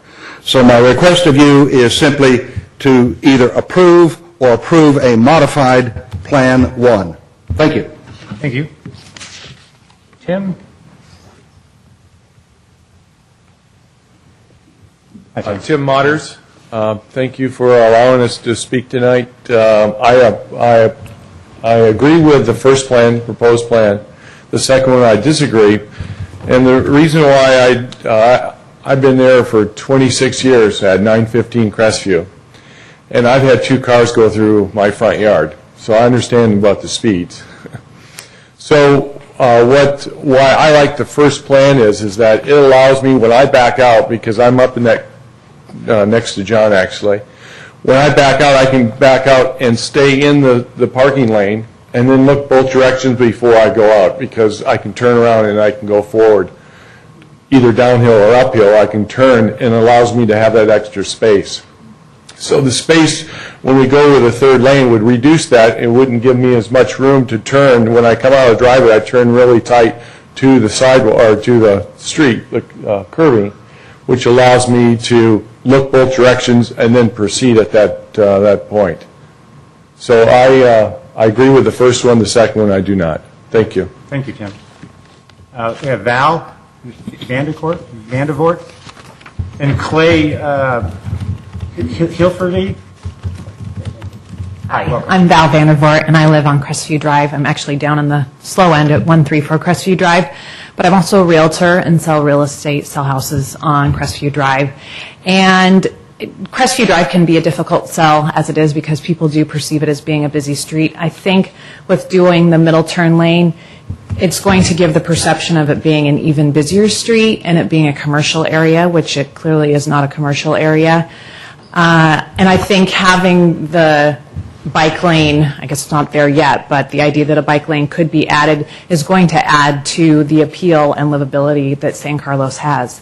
So I would recommend going with the original plan. I certainly feel for the people in the lower section between La Mesa and Edgewood, where if you're going down that hill and you're trying to make a left-hand turn into those houses, it's got to be challenging with the traffic coming down fast behind you.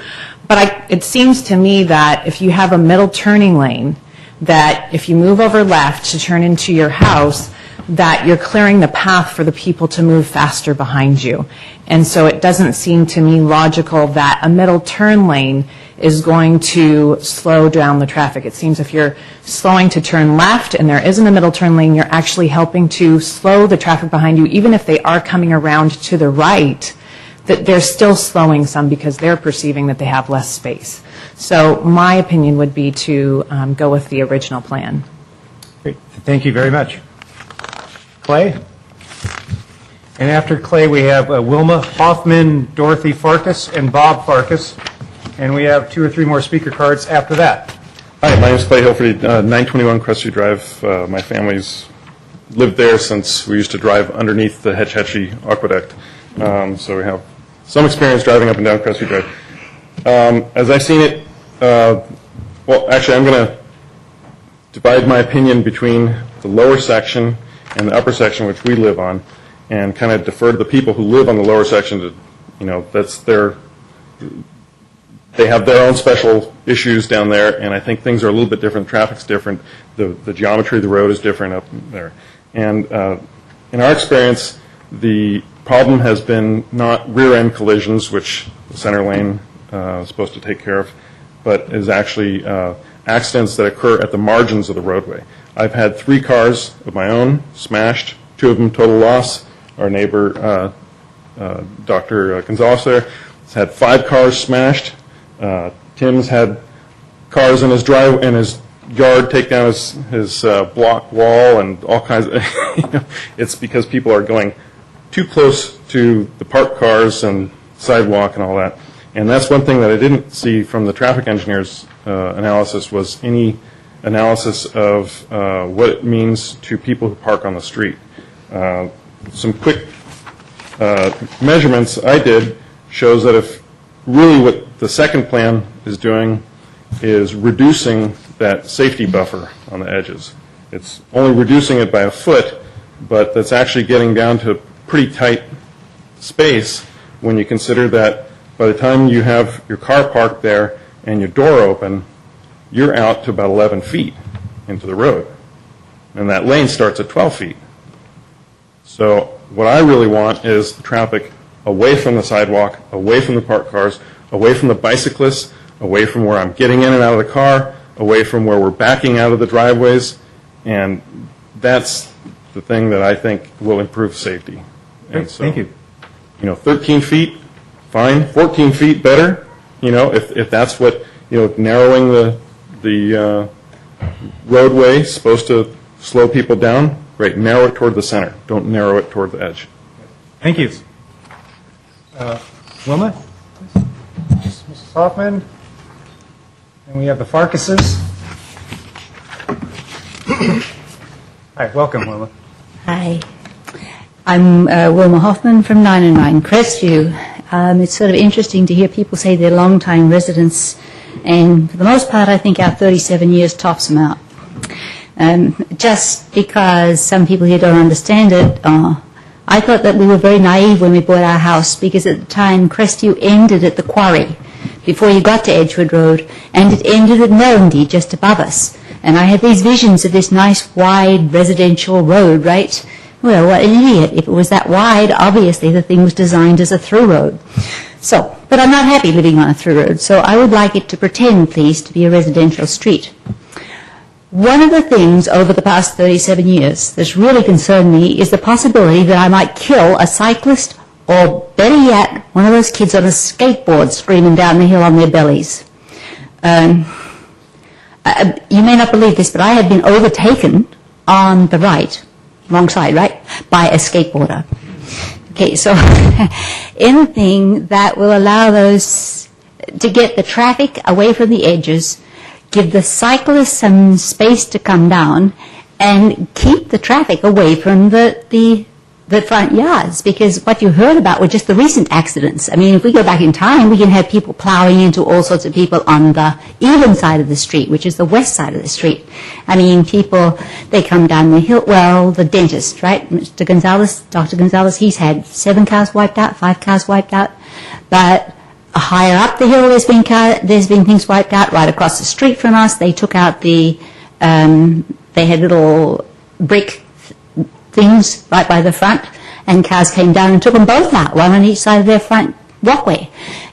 So I think that what we've been hearing about, keep traffic away from the residential sides, keep it in the middle.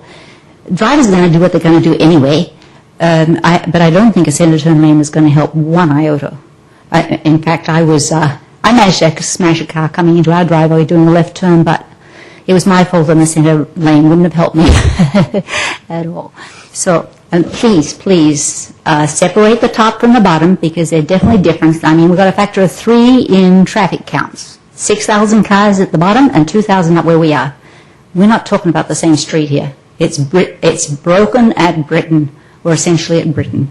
So do what you got to do, but I would certainly vote for our part of it to just have the equivalent of bike lanes or the wide shoulders. Great, thank you. Thank you, Mr. Mayor. Thank you very much. Dorothy Farkas, Bob Farkas. Good evening. I'm a 23-year resident on Crestview between Britain and Melody, and very familiar with the traffic patterns there as I go up the hill and turn left into my driveway many times a day. I am opposed to the revised plan with a divider middle turn on Crestview between Britain and Melody. I support the original striping plan on Crestview between Britain and Melody, which was designed professionally and approved by the city. There is no safety concerns with the original plan on my block. The traffic flow on Crestview between Britain and Melody does not warrant a middle turn lane. I drove a residential neighborhood on Alameda between Jefferson and Massachusetts with a middle turn lane.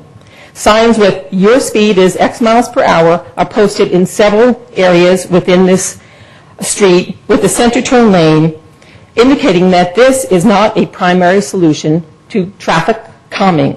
The character of the neighborhood is greatly changed. When I thought of what it would do to my neighborhood, I was amazed. It divides a neighborhood rather than bringing it together. There is no reason to change the character of our neighborhood where we actually go across the street to talk to our neighbors, where there is no safety issue warranting it. This is not a one-size-fits-all solution, as several have said. If there's a problem on Crestview below Britain, address it. Don't force the solution on our block. Again, the traffic flow pattern on Crestview between Britain and Melody does not warrant a middle turn lane, and the majority of the residents on our block agree with this. I urge you to vote to retain the original striping plan on Crestview between Britain and Melody. And again, I thank you for your consideration and time. Thank you very much. Bob Farkas, and after Bob, we'll have Rachel Crawford, Doug Crudup, and Mango. I'm sorry, you know who you are. Bob, welcome. Good evening. Thanks for listening to us on this subject, which you can tell we have some strong feelings about. I'm a 23-year resident. Wish I was 23-year-old. Yeah. Now you better get your address the same as your wife's too. I live between Britain and Melody, and I'm very familiar with the traffic patterns. I'm opposed to the revised plan with the middle lane. I support the hybrid plan, which has already been safety approved. Our block from Britain to Melody is a quiet residential street with a steep slope and sweeping curves, which naturally reduce the traffic speed.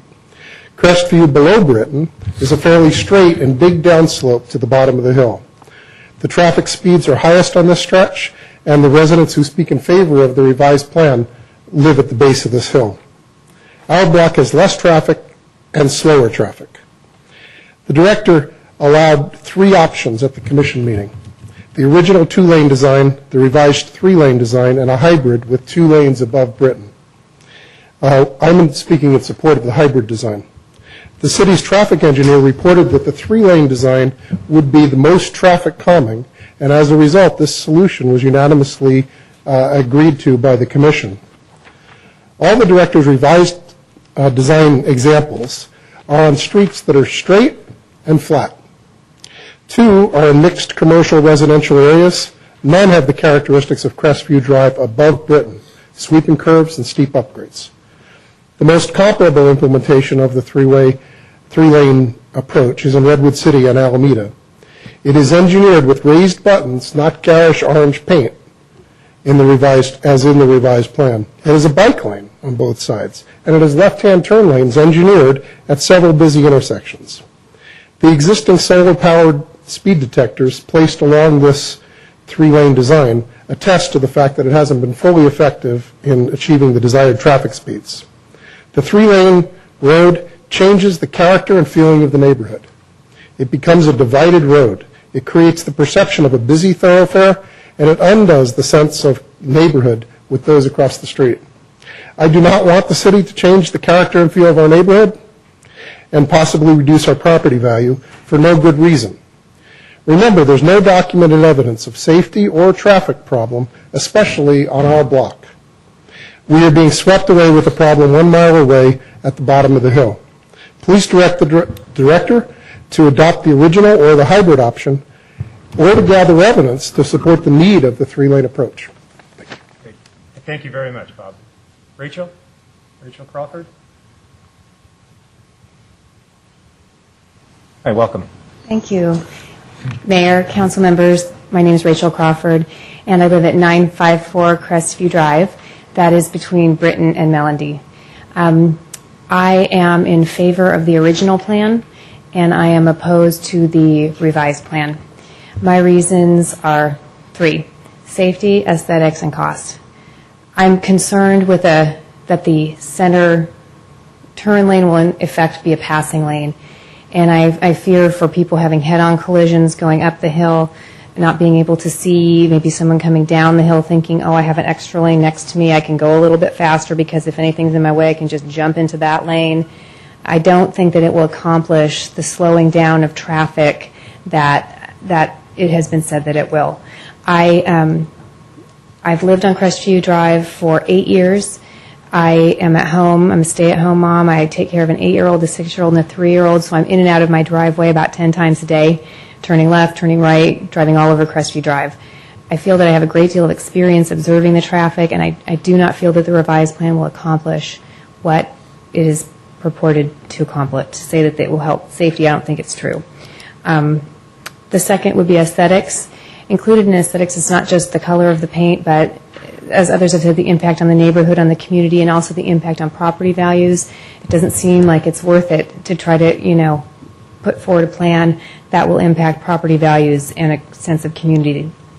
And the third and last is originally that was going to be $15,000 to do this revision. Now it's going to be $5,000. I'm not sure if there's some confusion, but it seems to me that in this time, if we have a perfectly good plan that won't require any more money, that we shouldn't adopt another plan that will cost more. Thank you for your time. Thank you. Thank you, Rachel. Doug?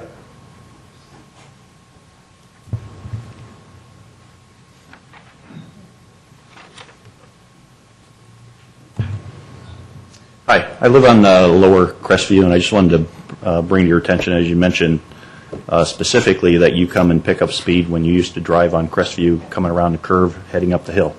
Anything you can do to reduce the speed, if it were one lane such that a slower car would slow the other ones down, that'd be a good thing. Because I've watched one car come through, trying picking up speed around that curve, missed a curve and wiped out a car on that corner. And then also a couple coming down the hill was hit head on, again, it's cars going up the hill, not down the hill, that have caused the problems I've seen. So just whatever we can do to slow the traffic down on Crestview.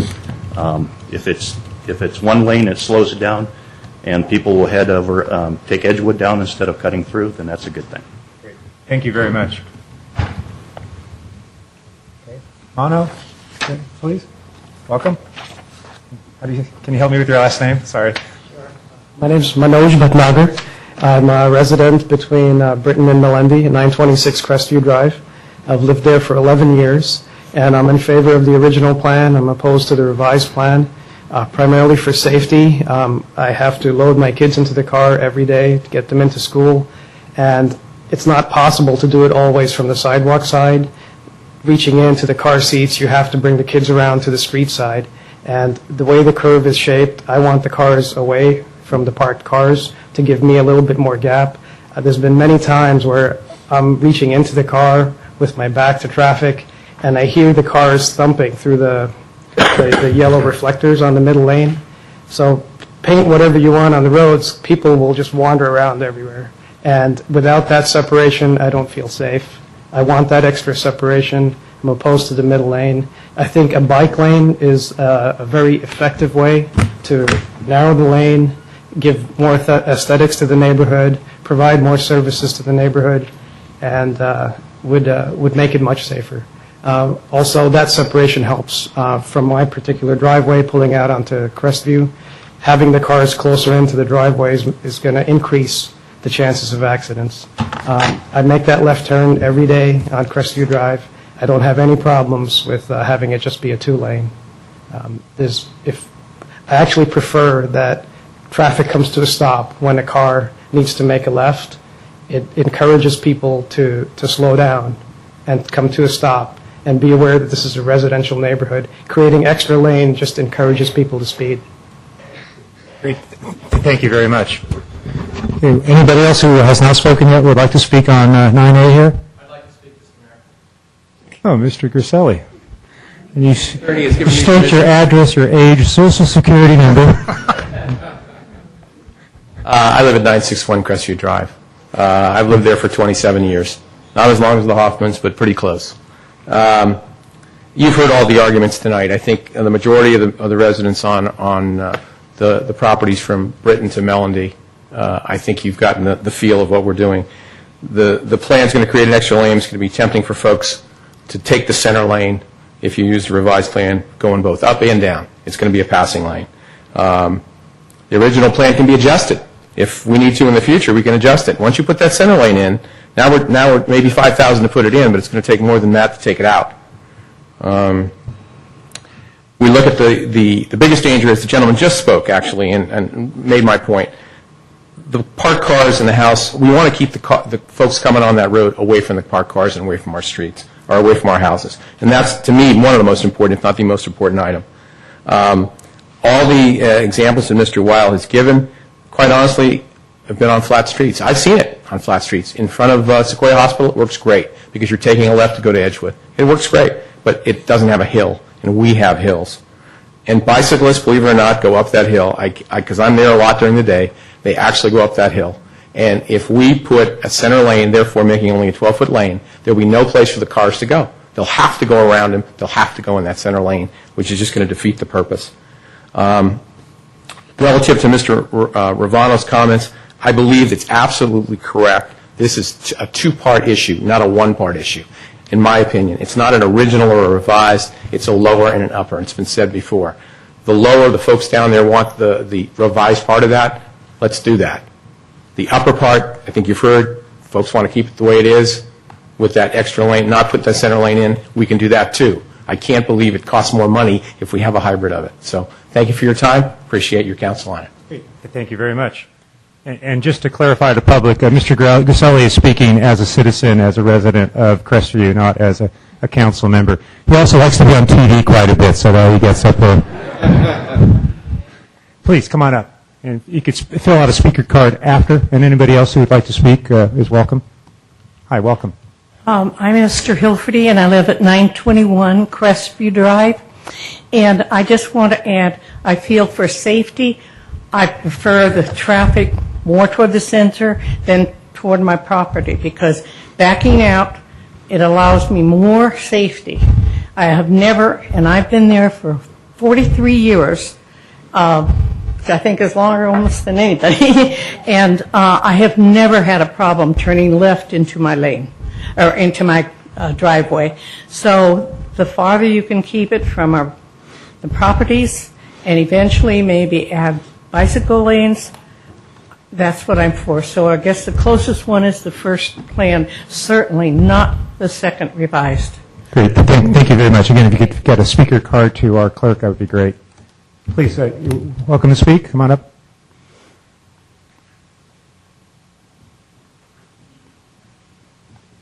So, Council and members of the City Council, please, I just want to say the fact that, like somebody else said before, that, as people are coming down the hill, whether they want it or not, sometimes without even thinking, their speed goes up.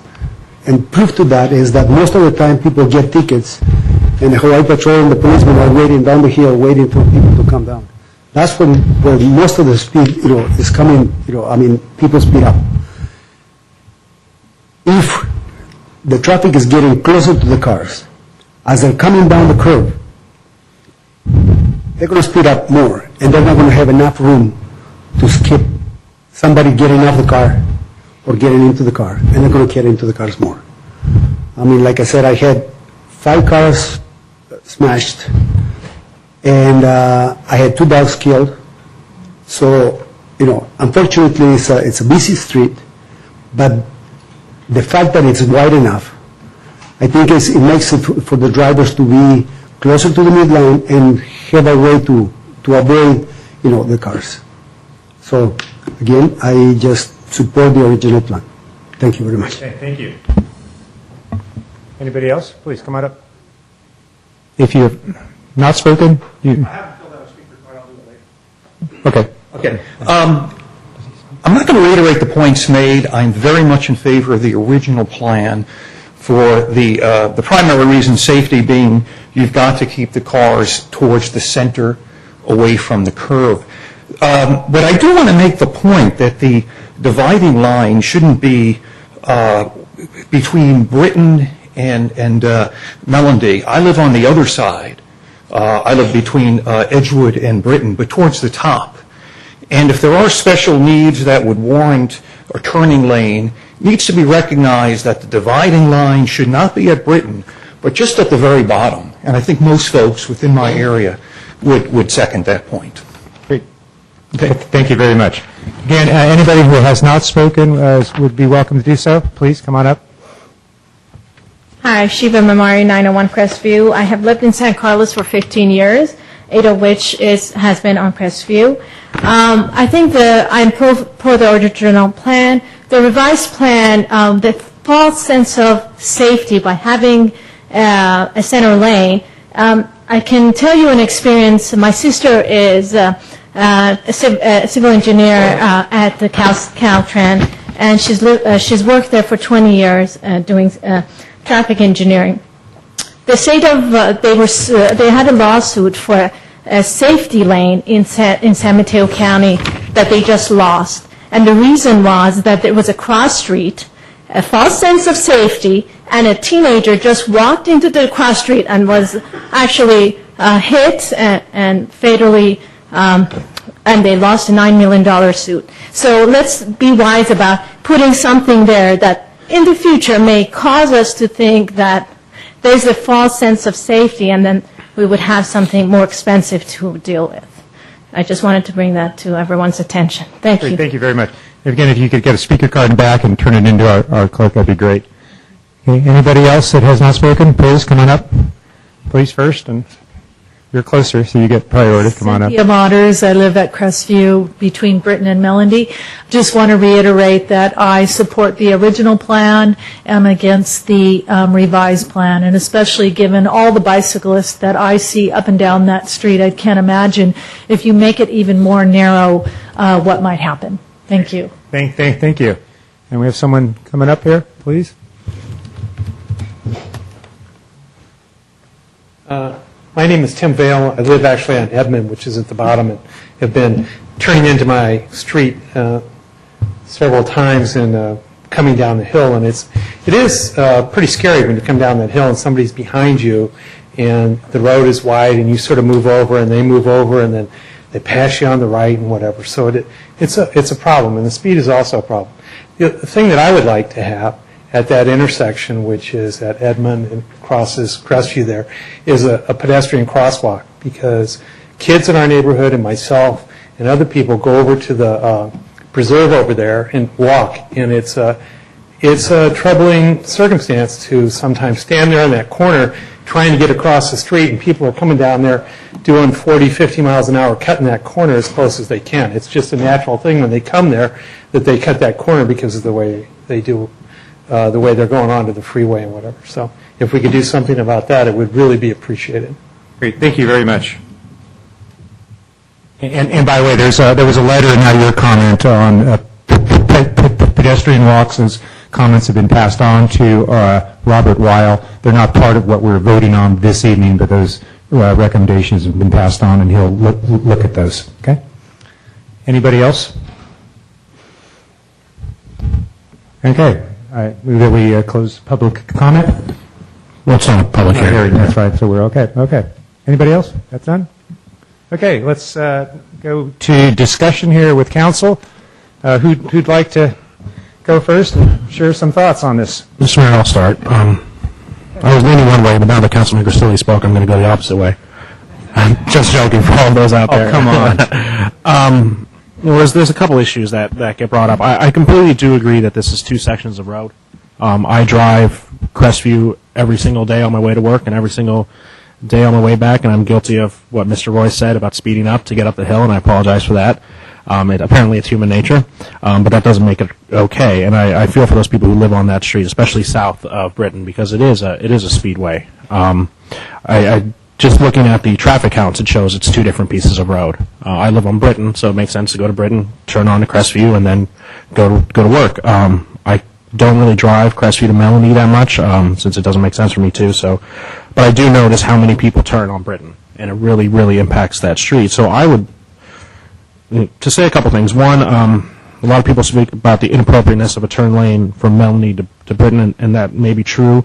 Melanie to Britain. Crestview, its design in general is inappropriate. If we could go back 50 years, we'd make it a lot more narrow. Having that wide of a street, it leads to speeding. So we have to decide which is best and which way to go. I agree with keeping traffic as far away from the homes as we can from Melanie to Britain.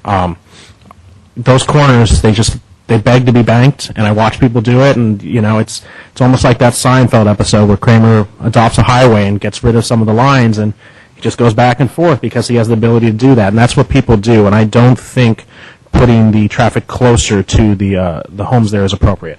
So I would really support a hybrid. I do believe, looking at the plan for the revised plan for south of, or down the hill of Britain, I think that's south. The turn lane comes all the way past Edmonds, but a little south of Crestview Court is where it stops, and then it turns into two lanes. So you have one lane going up with the turn lane, and I think that may calm some of the traffic there by narrowing it to one lane, and then it opens up to two lanes, but after you come around that corner. Because people do pick up a lot of speed, people do go fast, and surprisingly, I would actually say that people going up the hill drive faster than people going down the hill, which is counterintuitive, but I've witnessed it myself. So I would be in favor of passing a hybrid where we keep the original design at the top of Crestview, and on the southern part, on the downhill slope from Britain south, we should go to the revised plan where it does have the turn lane, because that is where the majority of the speed is, and that's where the majority of the traffic is. And I think so this way we can address both issues for both neighborhoods, because they are two different parts of the street, and they're not alike at all. So that's my comments. Okay. You'd like to go next? Sure, I'll go. Yeah. Mr. Grocott? I guess I did have a question about what hybrid design is, and I think Mr. Klein's comments covered that. So no more questions. Just his thoughts. How we make a motion is something different. Yeah. Those are just his thoughts. But I was going to, before I made my comments, I was going to ask Mr. Weil if he could explain what the hybrid design is. I think why don't I go ahead and do that? Mr. Klein did comment on it. Okay. We did draw it and didn't name it, but I talked about it at the TNC Commission, and it would combine the two designs. So let's take a tour of it. From Edgewood, it would look like you see here, the revised design. By the way, I should have mentioned, there would be a turn lane here onto Edmonds going over to the Hassler Center and the open space over there. Coming up the hill, still the same 2 lanes at the upper section of La Mesa, drop the second lane with these arrows, turn lanes just into these complexes here. Then at Britton, let's see, let me go. So at Britton, what we'd have is 1 lane and a left turn lane, and then past Britton, this is where it would change. And I got to go to the other plan. So past Britton, it would have 1 wide lane, that 17-foot lane, all the way up to Melody. And 1 going the other direction, 17-foot lane coming down. And at Britton, it would still be 1 lane here. And how wide would that be? 17-foot lane in the downhill direction, too. After you get past Britton, how wide is Past Britton, Merrill, could you help me out here? You may be visualizing this better than me. Why not? This is Merrill Buck. He's with the CSG Incorporated. He's the engineer, civil engineer who designed this project. And he designed both original and revised. So, Merrill, the question I would like your help with is, at the intersection of Britton, we have the original design here. Past there, how would you see the transition from the original to the revised in the southbound direction? It shows on the design as 12 feet. Right. I think it would still be 12 feet, wouldn't you say? Thank you, members of the council.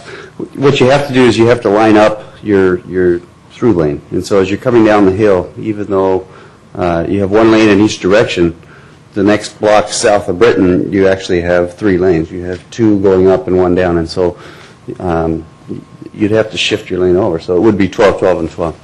And then you would transition back after that. Stay close. Yeah. Okay. Any other questions? I think I got it. So my comments would be these. I know a number of people mentioned about bike lanes and the possibility, I guess, of future bike lanes and the added feature to the neighborhood and so forth. As a cyclist, Mr. Weil hit on this. You know, you guys know I do a fair amount of cycling, and the worst thing to have for a cyclist on a downhill is a designated lane for bicycles. Because, for instance, I see cyclists doing this all the time on Edgewood sometimes. You're trying to stay, even though that's not a bike lane, some cyclists try to stay on the shoulder, and it's very unsafe for 2 reasons. One, you get litter and garbage, and in that case, rocks. But you're much better off as a cyclist if you're going to get up to 35 miles an hour even, which is easy to do on Britton, on Crestview or Edgewood or anything like that, any condition like that, you can get going 35, 45 miles an hour pretty easily. You don't want to be in a, little narrow lane, and you especially don't want to be in that lane, and you have to be in that lane unless you want to be on the brakes. And when you're in a situation like that, if somebody opens a car door, you're dead. You just don't have the time to react to it. So that's why I was asking the questions about the hybrid, because my concern is if you're going down Crestview, you need that 17-foot wide lane. Even though you've got the parking lane and it's, I guess, 13 feet wide in the original plan, that's great, because you can be over on that 17-foot lane. You can be over, but away from the cars that are parked, but still not really in the travel lane, because the cars got still 10 feet or so of travel lane. So I don't see the advantage of this, a center turn lane when it comes to cyclists, and I also don't see putting in bicycle lanes later, because if you do one on the upside, you have to do one on the downside. It has to be going both ways. And once you do that for a bike going downhill and you limit them to a bike lane, it becomes trouble. So I don't see. I'm just commenting on the bike lanes for now, or in the future, I would be opposed to it. I'm leaning towards the original plan. One is appearance. Some number of people mentioned about commercial look of it, and I agree with that. And I also agree with the appearance as it would be look like a divided street. And then I just agree with the comments about keeping the traffic away from the curb and the parked vehicles, and a 17-foot lane allows for that. So I guess I'm leaning towards not even the hybrid design, but just the original design. I do want to comment, though, before I stop here. Whoever came up with this idea, regardless of how we go or whatever, I just have to commend the person for getting something to go this far and see this kind of discourse on it, whether it happens or not. I just applaud the person for thinking of it and pushing it this far. Good. Vice Mayor Ahmad?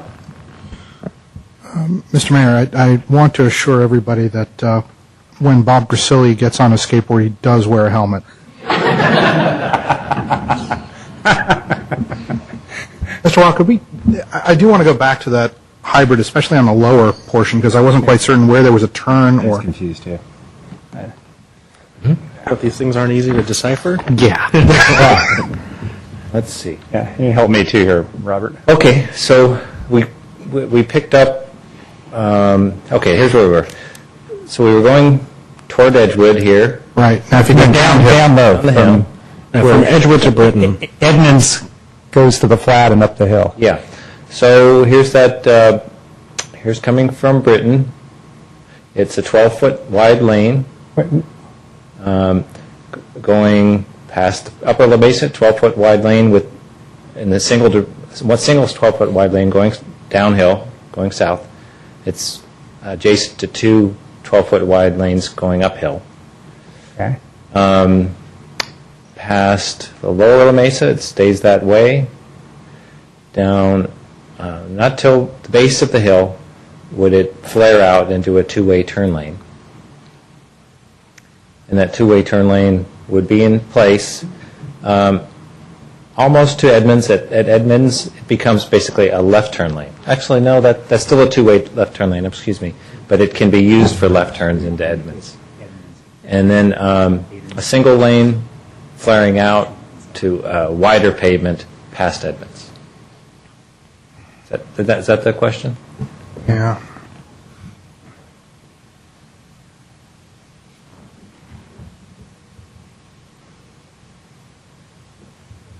So I guess where I'm scratching my head, it seems that between the original and the revised plan, I'll go uphill from Britton. They both seem to be safe. They both seem to be reasonable plans. At this point, though, there's the neighborhood has made a pretty clear statement about what the preference is there. But as we look toward down the hill, I was curious about this hybrid solution and where that left turn lane. Well, now you're telling me it's a two-way lane. Yeah. So now I'm really concerned. You've got some people coming down hard and fast, and some guys going up the hill, turning left. That's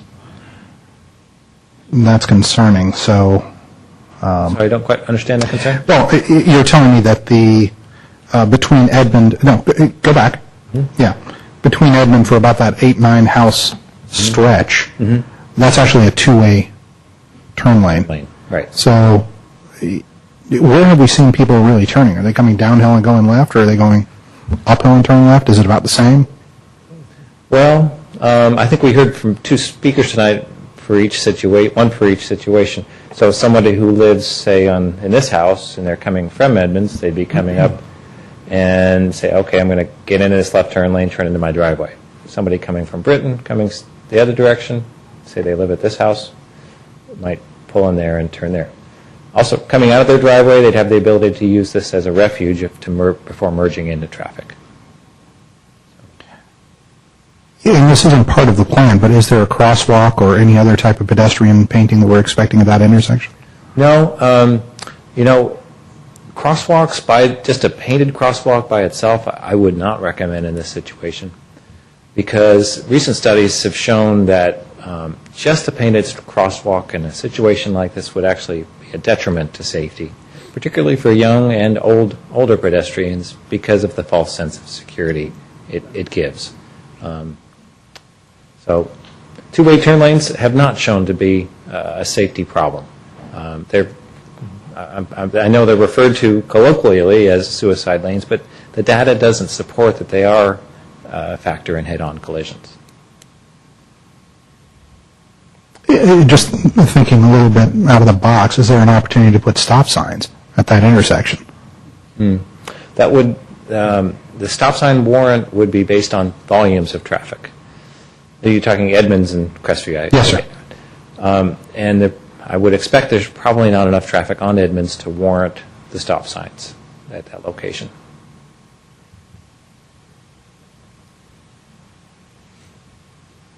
Yeah, well, Mr. Mayor, I think I could absolutely support the original plan. I'm curious about the hybrid plan for the lower portion.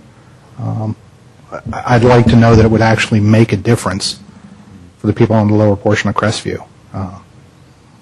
Then again, if we do what we're doing today, it's not preventing us from going back and restriping or taking a better look at the study, because I think there are some things I would like to get that we're probably not prepared to answer today. One of them, could we put a stop sign here? Could we put some other type of traffic calming? Is this the best thing we can do in this particular stretch of street? I don't know. But I would like to see how we can address it. Well, traffic calming is typically not used on a major street like this. Speed humps or speed bumps would not be appropriate because of the volumes of traffic. And speed humps on that slope may send people out of control, at the speeds that we're talking about. I doubt that the stop sign would ever be warranted there. Now, a crosswalk I should have added that there are things you can do to make a crosswalk safer. You can have the flashing lights, you can have signs, you can do things to add to that. So it's not out of the question to put a crosswalk here, but we wouldn't just do a paint on the pavement. It would have to be a little CIP project to put that in. And we'd have to prioritize this intersection versus others. And even the entrance to Crestview Park, a crosswalk was requested. And we'd have to look at what the priorities would be. But I think it's worthy, but not part of this project. Just to get a final point on this one, so, and I'm only speaking about downhill from Britain, would it be your recommendation to go with what is known as revised versus original? Yes. Okay. Yes, I think the revised is the superior design, but both are acceptable. And we, being an engineer, I haven't been persuaded that there are problems with the design. Just being a stubborn engineer, I guess, between Britain and Melody. But certainly I read the neighborhood loud and clear that they don't like it. And so, and maybe they know something I don't, Maybe that's true. Engineers are kind of, as we work in abstract theories, and sometimes maybe we don't understand the real world as well as we should. So I can't argue with what they perceive to be the case. Yeah, so I'll bring up 35 years ago, driving in Cairo from the airport to downtown. I was amazed. It was about a 5-lane freeway, and there were no lines. It's probably changed since then, but it made an impression on me, and the lesson learned is that people who live in an area learn how to drive whatever you have. One lane, one line, no lines. I mean, basically, cars were doing this all the way into town.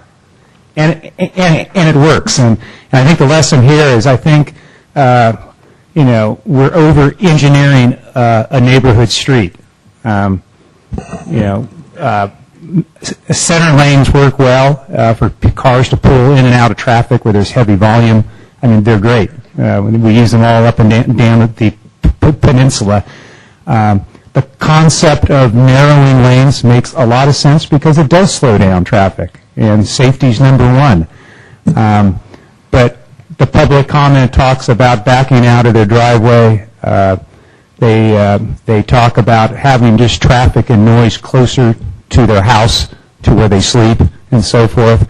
I just actually was pretty mixed coming into this meeting, but kind of learned a lot in the last hour and a half, and just think we're overdoing it if we were to put a center turn lane in the middle from Britain up to Melody. So it's also based on, and I don't know if my assumptions are right, I do firmly believe that 85% of the people that are driving up and down Crestview do it every day, like Mr. Klein and like you guys. You get a visitor here and there, but those people and those people of San Carlos kind of create their standard. They know, they develop the safety. They develop the standard on how you make a left turn. They develop how to back out of the driveway. They teach their kids. I mean, people are smarter than painted lines. And so I place a lot of trust. If we keep it simple, the people of San Carlos are smart enough to make it safe. Now, there is an exception. There are people that, when you see the red Mustang every afternoon at 4:30 that goes 55, start writing the license plate down and let the chief know about it. There's ways to work on speed and safety issues. But, again, my approach is simple. The original design seemed like it works, so I would like to stick with that. The bottom portion, like Mr. Ahmad, I'm kind of mixed. I'd like to trust Mr. Weil's judgment, because he's usually right 4 out of 5 times in my experience. It's also a good way to try maybe a turn lane. It's a small portion. It's only 8 or 9 houses long. It does solve a little bit of the problems of people like me that accelerate on the flat land and make it up the hill. It does get people's, as Mr. Weil mentioned, it gets people's attention. They're coming off Edgewood, they're merging, and then there's something different, and they really need to pay attention.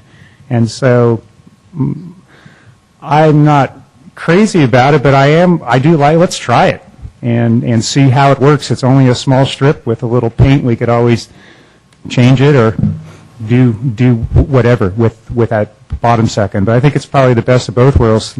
Leave most of it unchanged, and let's try something new on the bottom half. Especially one person commented, going down that hill, someone's on your tail, and you need to make a left turn. It's tough. So that's a little bit where I am with traffic, which is a difficult topic. So with that, any other comments of hearing other council members speak here? Nope. Yeah, Mr. Mayor, we have a resolution, so I'm looking at the city attorney. Can I just, Mr. Rubens, if you could correct me, I believe what we're voting on is to approve a revised plan. With Mr. Griselli absent, you need a majority, so we would need 3 votes, I believe, in favor of a revised plan. Now, the motion may not be just that. The motion may be 2 motions here, because it looks like there's an upper and a lower motion that may be coming out. But we do need 3 votes for approval. Mr. Rubens, is that correct? Just want to make sure the public knows that. That's correct. Okay. I would... Mr. Weil, before we make any motions, any recommendations or thoughts you have before we... Just in terms of the form of the motion, the council could do this pretty simply by approving the revised striping plan for Crestview Drive between Edmonds Road and Britton Avenue. Just approve the revision just for a portion of the road. That portion. The original plan would stay in place. Would stay in place. For between Melody and Britton. Okay. You need to get that done this next week? Would be doable, yeah. Okay. Any other discussion? Or can I get a motion? Okay. I'm going to try to figure this one out. I'm not too good at these resolutions. So I move to approve resolution number 210. 71, resolution to delegate authority to the Public Works Director, City Engineer to approve the plans and specifications and advertise for bids for the... Wait, is this right? I'm sorry. No, it's just sorry. a motion. Where's the resolution? Or is it just a motion? It's a motion. I'm sorry. Oh, okay. Sorry. Well, I move to approve consideration of the motion to approve a revised striping design for the Crestview Drive resurfacing project, project C9419 from Edgewood to Britton. Second. And just to Is that right? No. Wait. No, from Edgewood to Britain is what. Yeah, because we already approved the original for the rest of that, right? Yeah. So this one is just for Edgewood to Britain. We don't have to talk about the rest of it since we already approved the original. There's some. Can you, I'm sorry, just, I can blame myself. I thought you were going one place. Can you restate that? I want to make sure I understand it. I move to approve a revised striping design from the Crestview Drive Resurfacing Project, Project C9419, from Edgewood to Britain. Edgewood to Britain, okay. Edgewood to Britain, and I second. And we do have a second. Any discussion before we vote on it? Okay, roll call. Councilmember Maud? Yes. Councilmember Grisilli? Is recused? Councilmember Grocott? No. I'm sorry? No. No. Councilmember Klein? Yes. Mayor Royce? Yes. Okay. So that is passed 3-1. Appreciate the public staying. You're welcome to stay for the budget session. Well, Mr. Mayor, just to clarify for everybody here, that from Britain uphill, it is original. Okay. It gets confusing, but from Britain uphill, it's original. Mr. Griselli. Hey, quit shaking hands with your neighbors there, Mr. Griselli. Come on. Sorry, that was a resolution. Yeah, I thought it was. Yeah, it's a motion. Oh, it was in there, so. But it was the original resolution, wasn't it? Yeah, I don't. It was probably a TNC. Was it a TNC? I didn't.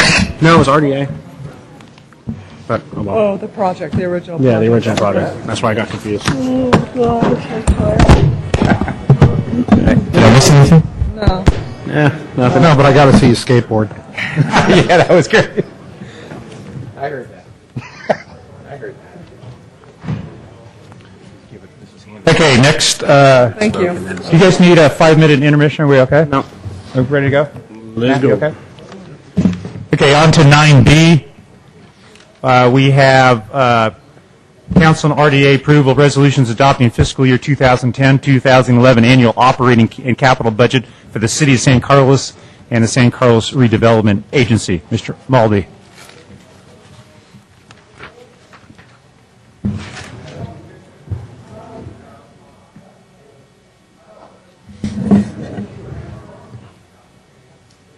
Good evening, Honorable Mayor, members of the City Council. My name is Jeff Malpe. I'm the city's Administrative Services Director. And tonight, for your consideration, is the city's annual fiscal year 2010-2011 operating budget and capital budget. Before we begin a short presentation that we've prepared for you, I'd like to take a moment and thank my staff, particularly Rebecca Mendenhall, our finance officer, as well as the rest of the finance staff who worked diligently for the last many months in preparing this year's budget. I'd like to thank the city manager as well as all the department heads and their staff who worked on preparing their department budgets, and of course the city council who have spent several meetings working with us and strategizing on how to prepare the budget before you this evening. The recommended budget that we've got for you is based on a number of assumptions. These assumptions haven't changed since our study session, so I'm going to try to move through this presentation fairly quickly for you all. But for the sake of the public and people watching at home, we are anticipating increases in the general fund budget of approximately 4% next year. Our major revenue categories are going to be relatively flat. In terms of expenses, the assumptions in the budget are for 6% expenditure decreases, and this is coming in several major areas that are based on the policy discussion and direction of the City Council at previous budget study sessions. The biggest area being outsourcing of police, originally talked about as a possibility for the city and the county. Through subsequent meetings and discussion that narrowed down to the county. This budget is based on that particular assumption. Council hasn't taken action there yet. They were to take action or were not to take action. We bring the budget back for further amendment. Outsourcing of park maintenance is another big component that's no longer an assumption. Council has took action there. Fire contribution is another. The council has, as you know, approved the fire contribution. This is coming in several major areas that are based on the policy discussion and direction of the City Council at previous budget study sessions. The biggest area being outsourcing of police, originally talked about as a possibility for the city and the county. This budget is based on that particular assumption. Outsourcing of park maintenance is another large element. The council has frozen this year's fire contributions, and then reduction in salaries and benefits of city employees. As you know, we're currently in negotiations with one of our units now. We've completed 5% reductions, equating to approximately $500,000, although not all of that in the general fund. So going back to March, the two study sessions, the city manager introduced the concept of two paths and what the staff recommendation was for a balanced budget. The council chose to look at the path involving the outsourcing primarily, and we've moved forward. Mr. Mulkey? Yes. I don't know what's going on with the sound, but yeah, there's kind of now you got an echo. So yeah, I do. I think it's That works. The handheld's better. The handheld's better? Okay. So that's how we've developed this particular budget for you this evening. Now, going back, because last year's budget kind of blended into this year's budget, so we had things like, Y1s and Y2s and Y3s.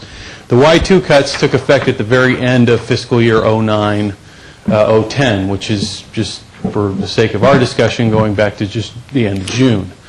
And we had 4.5 full-time employees that were reduced then, and that resulted in several employees being laid off.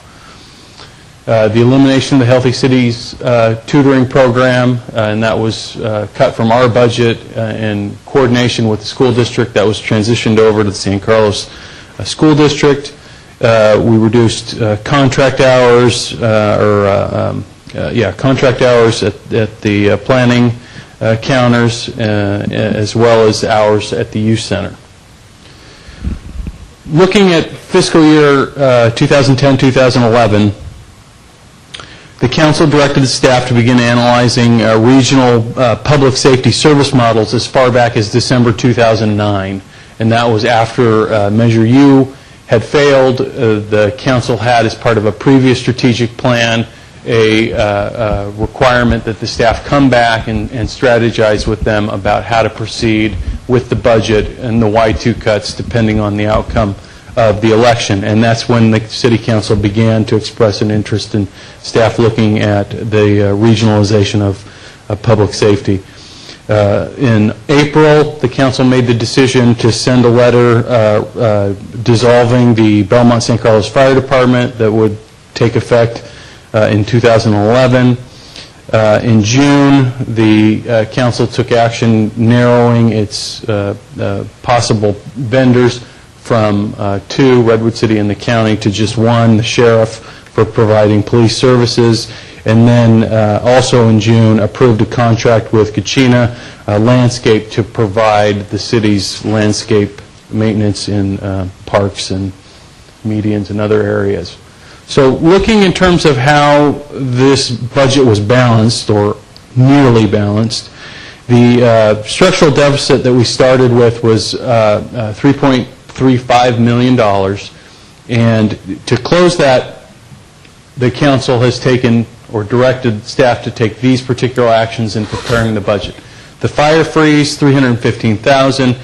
Outsourcing police, you're seeing the $1 million there, and now the first year of the police, the savings are reduced, obviously, because we'll be 4 or 5 months into the year before that savings actually starts to be generated, once we would be able to transition over to the county, should the council make that decision next week.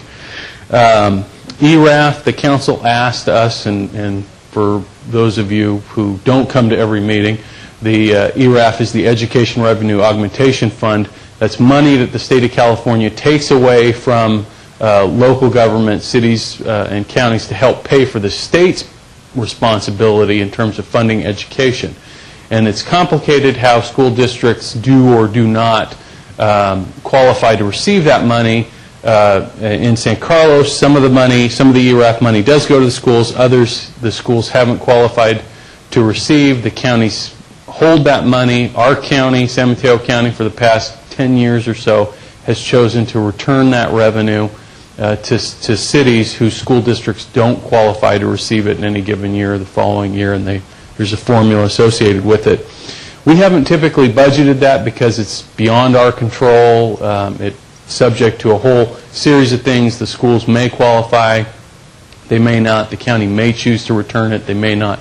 That's why we haven't budgeted it. This concept actually budgets this money in the capital budget as opposed to the operating budget.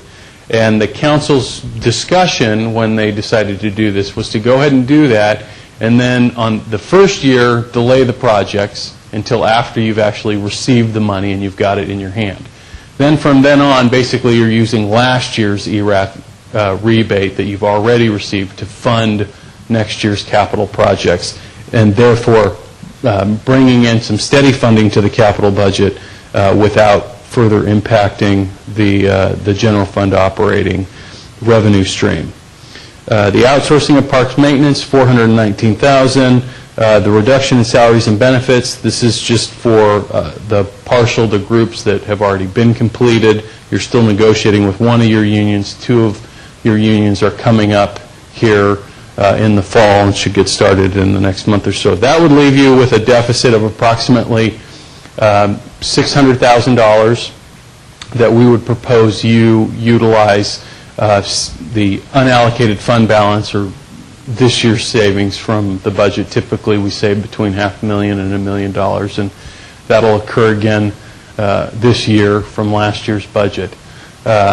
The reason that I would recommend you just go ahead and use that savings and do so in sort of a rather light manner compared to how we normally talk when we talk about using reserves is because your decision on the police budget alone here, combined with all these other decisions, really has for this fiscal year balanced your budget. It's just that the timing of getting the police contract implemented and going is delaying some of that savings the first year. Had you had the full year, and I had mentioned this to the mayor, had called me earlier on this issue, had you had the full year of the police contract, that $600,000 deficit wouldn't be there. Now there is one important thing to keep in mind, and that's the fire number up there. That's not a sustainable number. I mean, you can do that for 1 year, maybe 2 under the current situation, but you can't expect to operate the existing fire department model and never have the budget increase unless some other things are going to change. And so that's a number that you'll need to keep an eye on in the future. As I mentioned previously, you've already initiated a fire process. You've got a consultant that's reviewing options for the council now that you will be looking to address later this year. This basically is the same chart as the one previous. It's just showing you sort of a different set of numbers reflecting the projected or proposed 09-010 budget, showing you how the base budget was structured. And the base budget is what we do at the staff level to initially construct a budget based on last year's service level and next year's known costs. So we know things are going to go up to provide last year's services. Sometimes one-time costs will drop off and new one-time costs will come up. That generates your $3.3 million base budget deficit, which through the items on the previous slide be reduced to approximately $600,000. Again, here's another. This is showing the estimated fund balance for the unrestricted and the restricted funds. The restricted side there, the $5.107 million, that includes the economic uncertainties reserve, any loans such as last year the general fund made a loan to the RDA. That money's all on the restricted side of the ledger. The unrestricted side is where I would propose you pick up that $600,000 in additional cost this year. And as well as there will be items from that unrestricted fund that will pay to the county to pay for those one-time startup costs associated with a potential police services contract with the county per the existing labor agreement that we've reached with the Police Officers Association and affected AFSCME and management employees. This is just a breakdown showing you some of our major revenue categories. Again, the major revenues are relatively flat. The revenues for fees and services are showing a rather significant decline again next year. Those are hard to predict, and we have seen some evidence over the last quarter that might contradict that, but one quarter simply isn't enough data to say that we've got a solid trend line coming back in the fees for services area. That category is primarily driven by planning and building. So here are our general fund revenues. As you can see, sales tax and property tax are over 50%, and as the recession deepened here in San Carlos, the property tax and sales tax slowed. Sales tax did have a number of quarters where it was down, and it's projected to flatten out now. But even during that time, property and sales tax became a larger overall percentage of our revenue budget. In other words, the other areas, TOT, vehicle in lieu, which is funneled through the state, the fines and services and all those things, took a larger hit than property tax and sales tax did. So here's our expenditure summary. This is a bad year to try to make comparisons when you're changing so many dramatic pieces in the budget, to try to look at salaries and benefits as they compare to last year to what we're proposing for you next year, which would include almost a 40% reduction in full-time staff when you consider the outsourcing for police, parks, and all those things, the layoffs from the Y2 cuts, all those things. You've just had so much change there, so many dollars moving categories between salaries and benefits and professional services and contract services and those kinds of things. But this will give you an idea of sort of where the major funding areas are. Expenses, public safety, as part of the base budget, or general fund expenditures, as part of the base budget, public safety was creeping over 60% of the general fund. So in the actions of freezing fire and looking at outsourcing police, you've made a rather dramatic impact in terms of that total pie of general fund expenditures. And that's particularly important. I don't have a slide here for you tonight, but I know many of you will recall the slide that showed the growth rate. And that the growth of our budget for the last 5 years has really been in public safety. Fire being the largest percentage increase, police being the second highest percentage increase. So by addressing those two areas and lowering that bar dramatically, you've really created a situation in police, and at least have set the stage to possibly create a similar situation in fire, where you've got a sustainable expenditure level that's growing, hopefully, at a sustainable rate. All the other departments that we've seen for the last 5 years have actually regressed in terms of the size of their expenditures, or been flat over a 5-year period, which is actually a remarkable achievement, I think, that you don't see in too many government entities over that particular length of time. The transfers, did I click two? Okay. I wasn't going to spend a lot of time on the transfers anyway, so if you want me to back up, I will. Not a lot is changing in the transfers this year. If you're not familiar with what budget transfers are and what they mean in terms of a municipal budget, it's simply stated, a city is basically made up of a number of enterprises or a number of separate businesses that have their own budgets. Sewer and RDA being the two primary examples here in San Carlos.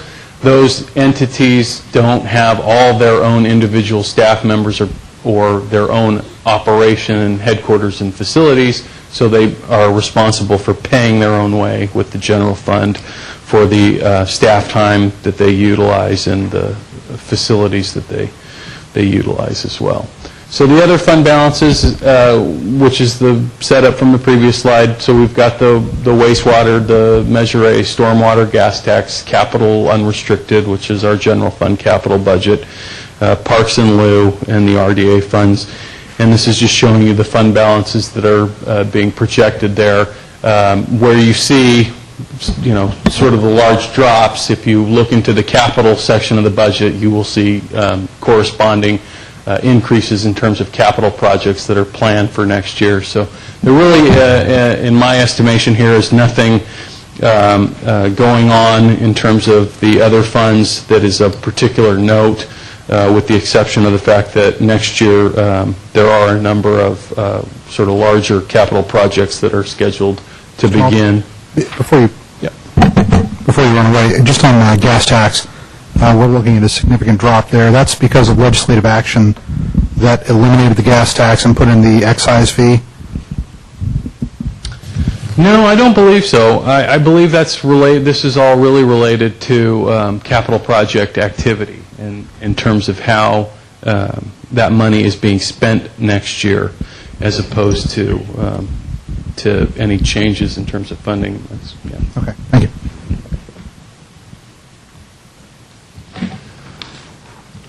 And we have a whole section in the budget. I'm not going to read through these for you, but this gives you some indication of all the various projects that take place in the sewer fund, the gas tax fund, in Fund 25.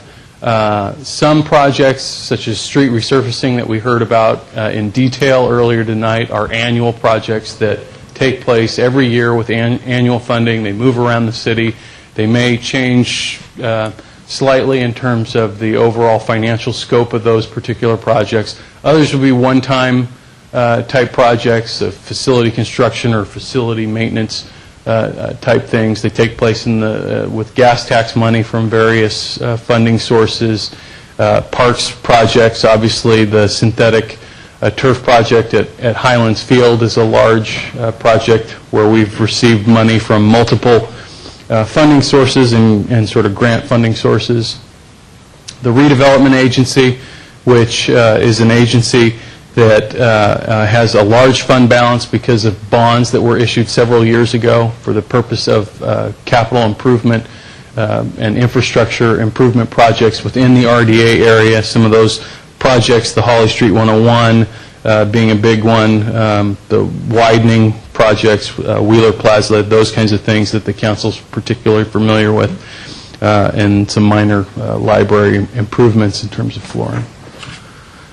So our unfunded list, actually, in this presentation last year, this slide I think was like 4 or 5 slides long, and we decided to just narrow it down for you slightly, but to get a sense, $55 million in terms of unfunded projects. That's a list that will take quite some time for San Carlos to address, if ever, based on our level of capital funding. The budget before you this evening does have considerably more money invested from the general fund in terms of capital than we have over the last decade, but still there's quite a bit to do in San Carlos, quite a bit that's been put off over the last decade, and quite a bit that has been requested from citizens, residents, and businesses in San Carlos. And this just gives you a very small sampling of what's on the complete list that's in the budget book this evening. Just going forward, we've always got concerns and things that we want to make the council and the community aware of when we put together the budget.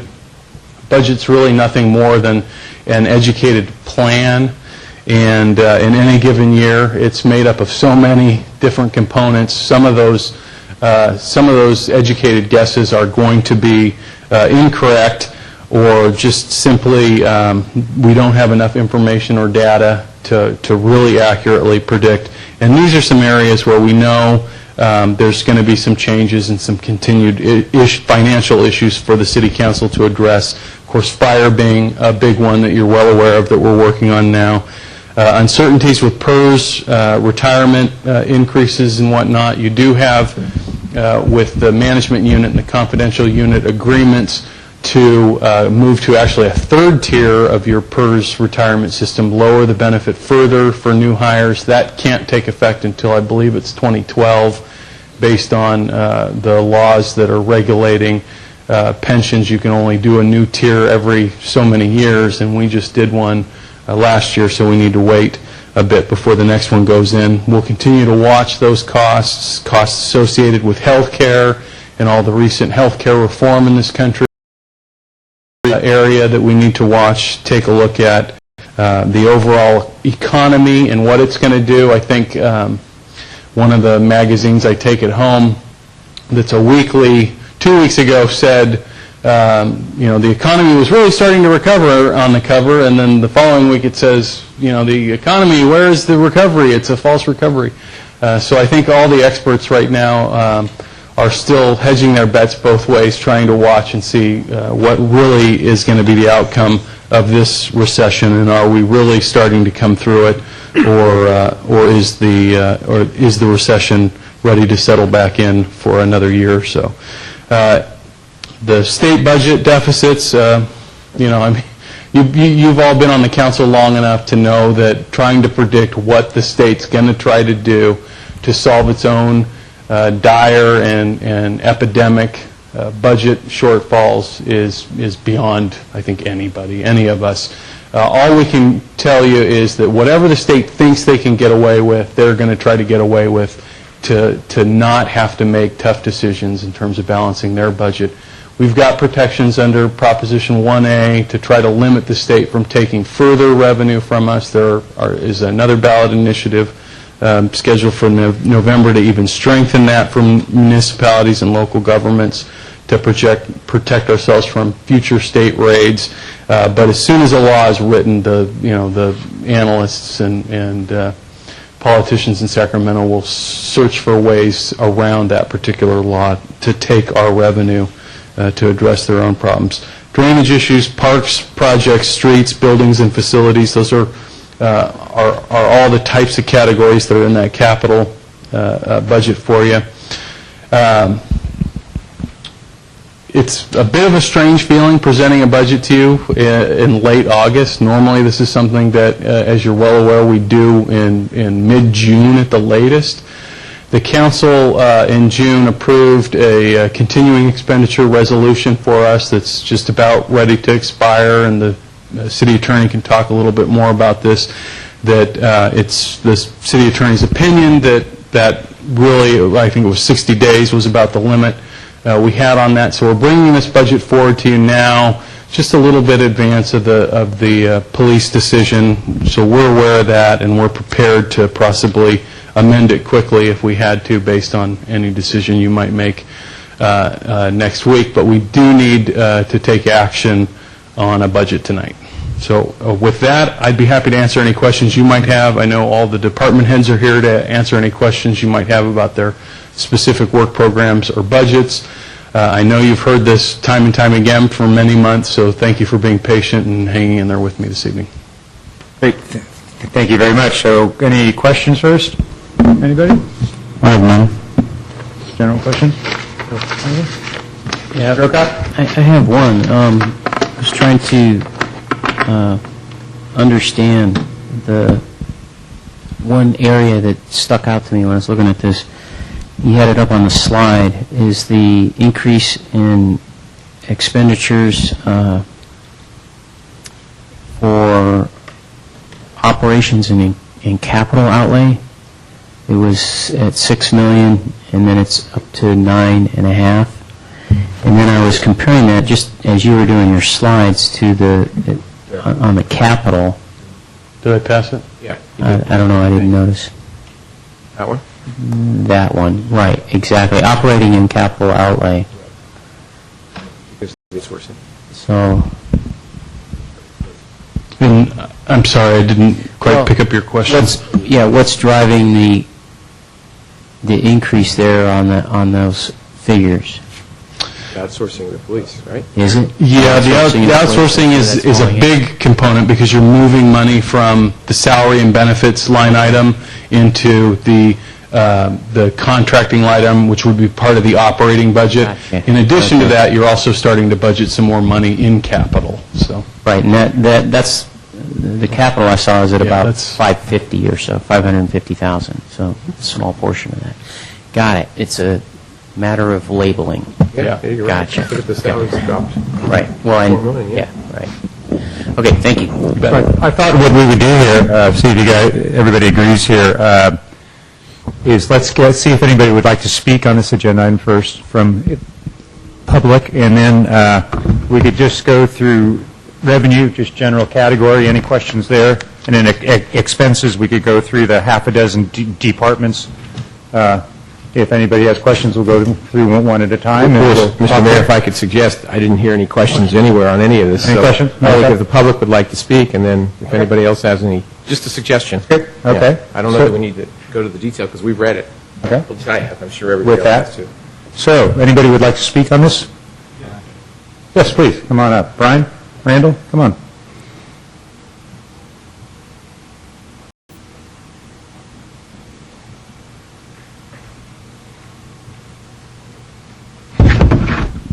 Brian Randall, St. Carlos. Gentlemen, one little question. How much do we have in reserves now? There was a slide, Brian Randall, with $10 million there. She saw $5 million restricted, $5 million unrestricted. All right. Thank you very much. Thank you.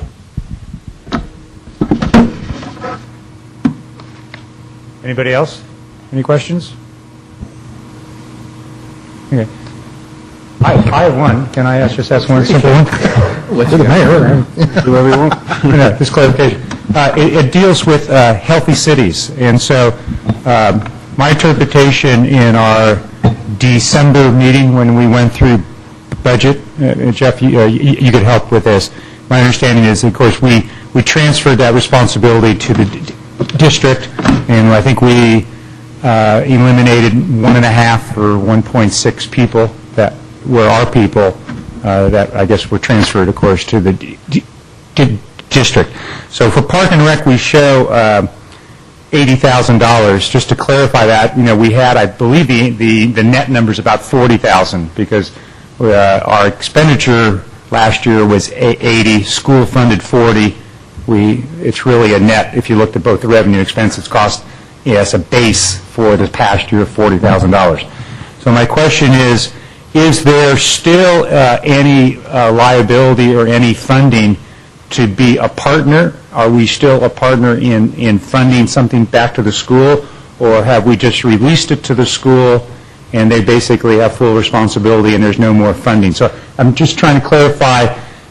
Actually, primarily, my first question is what is our relationship without the money? Are we still partners in this? And then the second question is, if we are, does that entail us to put any money in it? And I don't know, since we talked about it in December, where we are with that as of now. I could speak to a few of those issues, but I think I think our Parks and Rec Director, Doug Long, probably could do a better job than I could in terms of the details. Certainly, and just to provide recollection on this is we funded in partnership with the school district the Healthy Cities program, and about a little more than approximately a 50-50 relationship that we had in funding that.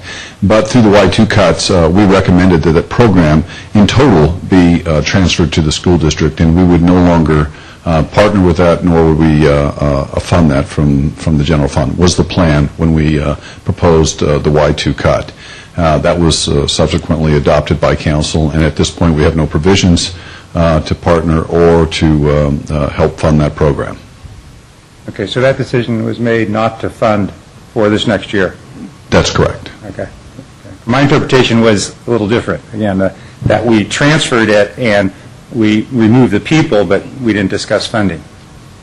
The savings... We did? Okay. Right. We did? Okay. Good. Thank you. A question came to mind, if I may. Please, Mr. Grocott. I had thought, and I didn't see it in here, but when we were making our Y2 cuts or whatever they were labeled, there was parking enforcement, and that was going to be cut back. What's happened on that program? Chief, do you recall that specifically? Yeah, I don't either. It's on our list. I recall the conversation around parking meters, but not parking enforcement. I know in the past we've had traffic enforcement reductions, but I don't recall the parking enforcement on the bikes.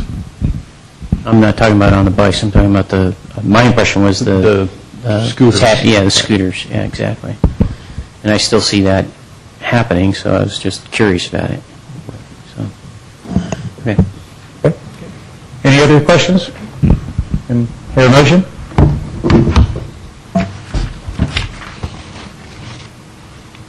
Mr. Mayor, make a motion to approve resolution number 2010 So you have three resolutions, Okay, three? Go one at a time? operating budget, RDA. Or all together, Mr. Rubens? Well, they're separately numbered and you're... Okay, so separately. 2010 71. resolution of the City Council of the City of San Carlos adopting I don't know, it's this final budget. It's a little confusing to me. Okay, final budget for fiscal year 2010-2011. Second. Okay, motion and a second. Roll call. Councilmember Ahmad? Yes. Councilmember Grisilli? Yes. Councilmember Grocott? Yes. Councilmember Klein? Yes. Mayor Royce? Yes. Okay, great. Thank you, Mr. Mulvey. I'm going to make a, excuse me, I was going to make, you have Sure. three motions? Yeah. That's only one. So that's RDA now. What, are you going to keep talking? Nope. Is there anything else that we need to talk about? Can I? We're on a roll. Let's go. Can I skip the RDA and go to the other one because it has to do with financial policies, or what should I do, Mr. Rubens, or just go through in sequence? It's the order that you'd like. The orders that I'd like, but I'll do RDA then. RDA resolution number 176. 176, resolution of the redevelopment agency of the City of San Carlos adopting a final budget for fiscal year 2010-2011. Second. Roll call. Director Ahmad? Yes. Director Grisilli? Yes. Director Grocott? Yes. Director Klein? Yes. Chair Royce? Yes. And Mr. Mayor, if I could make a third motion to approve resolution number 2010-72, 72. resolution of the City Council of the City of San Carlos adopting financial policies. Second. Roll call. Councilmember Ahmad? Yes. Councilmember Grisilli? Yes. Councilmember Grocott? Yes. Councilmember Klein? Yes. Mayor Royce? Yes. Okay. Thank you very much. Should be one more. Again, a lot of good work. Rebecca, thank you very, very much. Got a lot of things going on, and we got a clean plan, and we got action coming up, so that's great. Thank you. Thank you. So with that, I would like to go back to... Actually, if I may, we have one more. There's a sub-item on the budget. Go ahead. Thank you. Just by way of introduction, every year once it was a nice try. Once the budget's adopted, we need to adopt the appropriation limit for fiscal year 2010-2011. This is pursuant to requirements of Proposition 4 and Proposition 111. The city must adopt an appropriation limit for each fiscal year. There are several, or two primary formula options based on the option being recommended for you on the California per capita income growth and the county population. The resulting appropriation limit that we have set or are requesting that you set would be approximately $21 million. The limit that the formula would require is $50 million, so we'd be at about 41% of our legal appropriation limit with the budget that you've adopted this evening.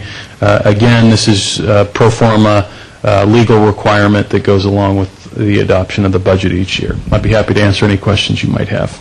Any questions? Mr. Mayor, I move adoption of resolution. I just have a curiosity on this. And as you say, this is kind of pro forma, but how does this distinguish between cities like us who are in a number of JPAs to provide services, like a library JPA, sewer JPA, garbage JPA, et cetera, versus a city that provides all those services through their own city hall and don't belong to JPAs or whatever? It really doesn't. It doesn't? Yeah, it really doesn't address that development in terms of governance structure and how money can be divided up and who's got special districts and all that. It really I think in a lot of ways it's very antiquated. I see. Okay, thank you. Okay. Motion? Mr. Mayor, move adoption of resolution number 2010-73. Resolution of the City Council of the City of St. Carlos electing the population and inflation adjustment factors and establishing the 2010-2011 appropriations limit for the City of St. Carlos pursuant to California Constitution, Article 8B and Section 7900 of the California Government Code. Through the chair, I think it's 13B. 13? X-I-I-I. Phooey. 13B. You got new reading glasses. No, I took Latin. He took a nap, remember, earlier. Yeah, that's pretty good considering it's Roman numerals that you got. Was there a second there? I'll second if not a second. Okay, first and second. Roll call. Councilmember Mott? Yes. Councilmember Gassilli? Yes. Councilmember Grocott? Yes. Councilmember Klein? Yes. Mayor Royce? Yes. Okay, now we go to 6. Returning to consent calendar, could I recommend we do L first, because I do have a speaker card on that. So, Mr. Ahmad, you brought that up. You want to give an overview of questions there? This is consideration of the Green Building Standards Code. Mr. Mayor, very quickly, I voted no on this ordinance specifically, and I say this with greatest respect to our Chris Valley and everybody else. I understand he's tightly staffed and has a significant chunk of work on his plate to keep up with demand. But I'm not happy with the way the ordinance is written. I feel that it's anemic and a bit of a punt in terms of what we're trying to do in terms of green building ordinances. It will simply take whatever California did and said, now we'll try to do 15% better. It felt like it was a little bit of a cherry pick, and I'm going to vote against this. My preference is that we go back and redo this ordinance. Okay. Any other discussion? We have public comment. Oh, no, I mean, okay, yeah, sure, I'm sorry. Yeah, let's go to public comment. Sounds good. Suzanne Emerson, please.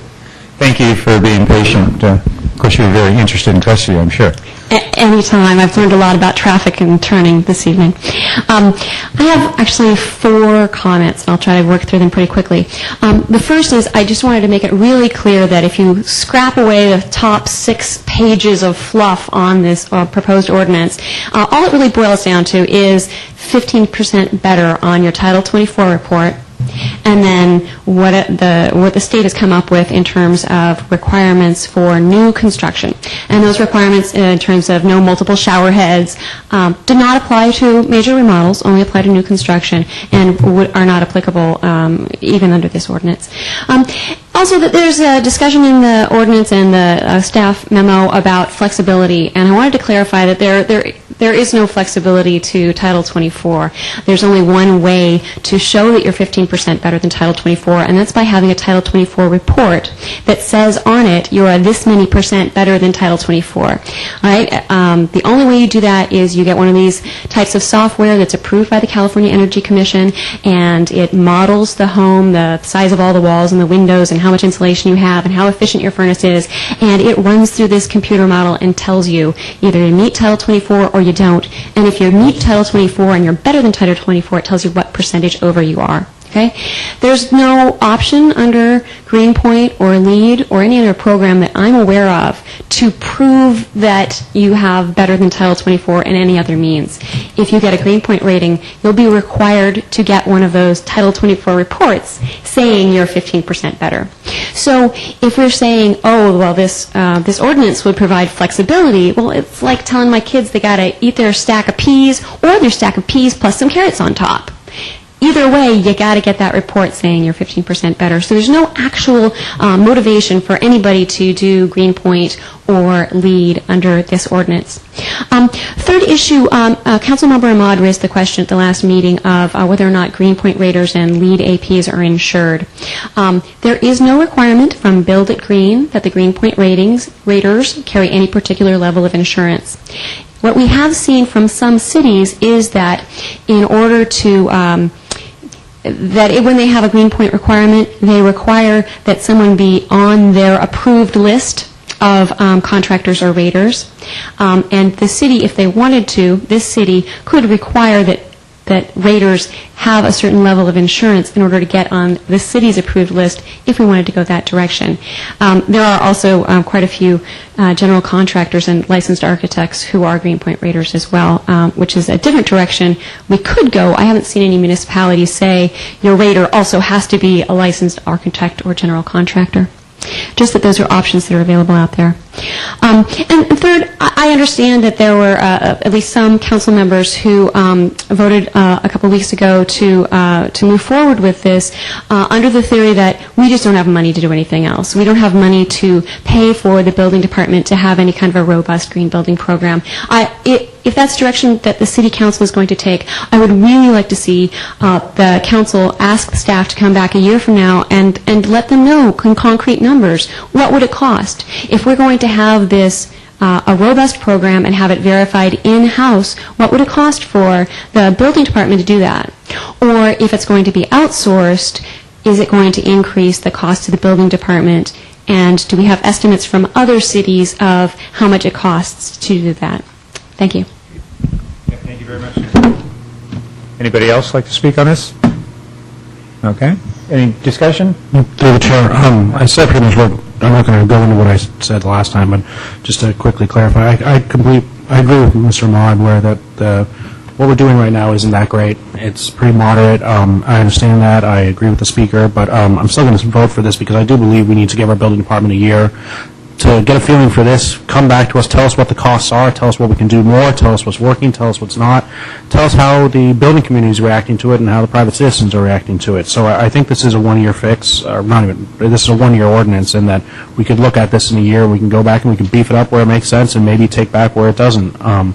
So I'm still going to vote in favor of this. I completely respect Mr. Ahmad's point, but I think this is a starting point. I don't think it's an end point. Any other discussion? Okay, make a motion here for L, 6L. Mr. Mayor, I make a motion to approve item 6L on our consent calendar. Have a second? Second. Okay, roll call. Councilmember, can you please read the ordinance into the record, the title? Certainly. Be happy to read the ordinance.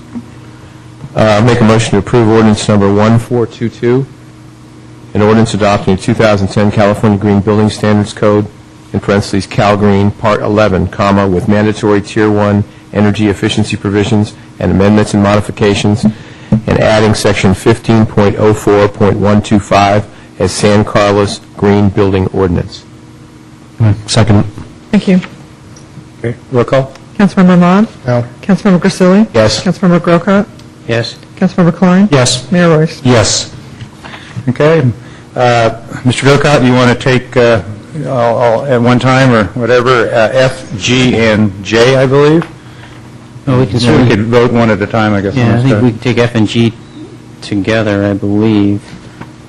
By the way, F is the rubberized chip project on the streets, G is a slurry seal project on various streets, and J is the redevelopment agency admin expense paid from low, moderate income housing. Right. So on F and G, those are projects that, if I'm reading this right, are together. I'm waiting for Mr. Weil. I don't know. No, that's okay, Peter. So this is F first, 6F? F and G can go together. F and G, okay. There's two things on this. One, I would just, it's not really a question for Mr. Weil, but I've been asking for some time that that these kinds of things be formatted in such a way that we can, it's kind of like looking at a checkbook where you can see what this project is, what's left in the fund, what other projects might be out there that the money will be used for, and I appreciate Mr. Weil responding to that and putting that in that kind of format. So I just wanted to point that out. But my question really, I think, points to more item G than F, but since like I said, I think these projects kind of go together. They do. Yeah. And my question has to do with the annual pavement marking and striping project C9417, which is I guess a code for our budget. Right. Right, a fund. And it talks in here about the current balance being 48,000 and some change. This project looks like is going to use 33,000 and some change, and that would leave about 15,000. And my question is more to that fund than these projects, if I may.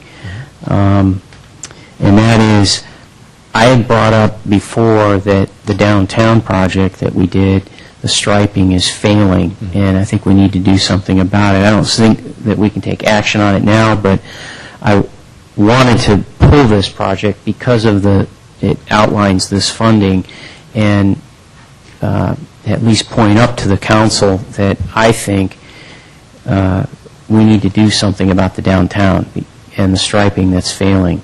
And I had tried to see if there was anything we could do with the original contractor for failing to do the work correctly and so forth, and the city attorney came back to me and said that it's been too long, and the city engineer said the same thing, that their warranty would be expired and so forth. So the reason I pulled this, Mr. Mayor, is to look at that 15,000 and suggest that we might talk sometime in the future about restriping the downtown. The downtown it's our front doorstep, and there's a lot of activity down there. Restaurants bring in a lot of activity, and I think we need to be looking at that. But F&G does not cover downtown, does it? G does include restriping the downtown parking stalls. It does. It does. I remembered that you brought that up. I should have put this in the report. Sorry about that. But it does include that. Oh. Yeah. So it's appropriate to raise that then. I'm glad I did that. So all of the parking stalls downtown? Well, on Wall Street or what? 600, 700, and 800 block. Fantastic. Thank you, Mr. Weil. Sure. Mr. Mayor, can I make a motion to approve items 6F and 6G? Yeah, sure. Second on that? Okay, roll call. Councilmember Ahmad? Yes. Councilmember Grisilli? Yes. Councilmember Grocott? Yes. Councilmember Klein? Yes. Mayor Royce? Yes. And 6J is... L. Or is it J? J or L? J. Okay. And I simply pulled that because I can't vote for it in favor of it, so I'm voting against it. Sorry, philosophically, I just... Motion? Not in Make favor. a motion to approve item 6J. Second. Roll call. Director Do Ahmad? we need to read the resolution on this one? No. It's, no. You sure? It's ordinances, Councilmember. RDA or whatever? I'm raring to go. He wants to read it. Director Ahmad? Yes. Director Grisilli? Yes. Director Grocott? No. Director Klein? Yes. Chair Royce? Yes. And so with that, we will be convening to closed session. Mr. Rubens, anything to report on closed session here? We're going back into closed session, and it may take longer than the 10 minutes we have left. You might want to do a motion to extend the meeting a little bit before we go in. 5 minutes? No, I'll make a motion to approve, extend rather to 10:45. Second. Okay, all those in favor? Aye. Opposed? Good. He's here.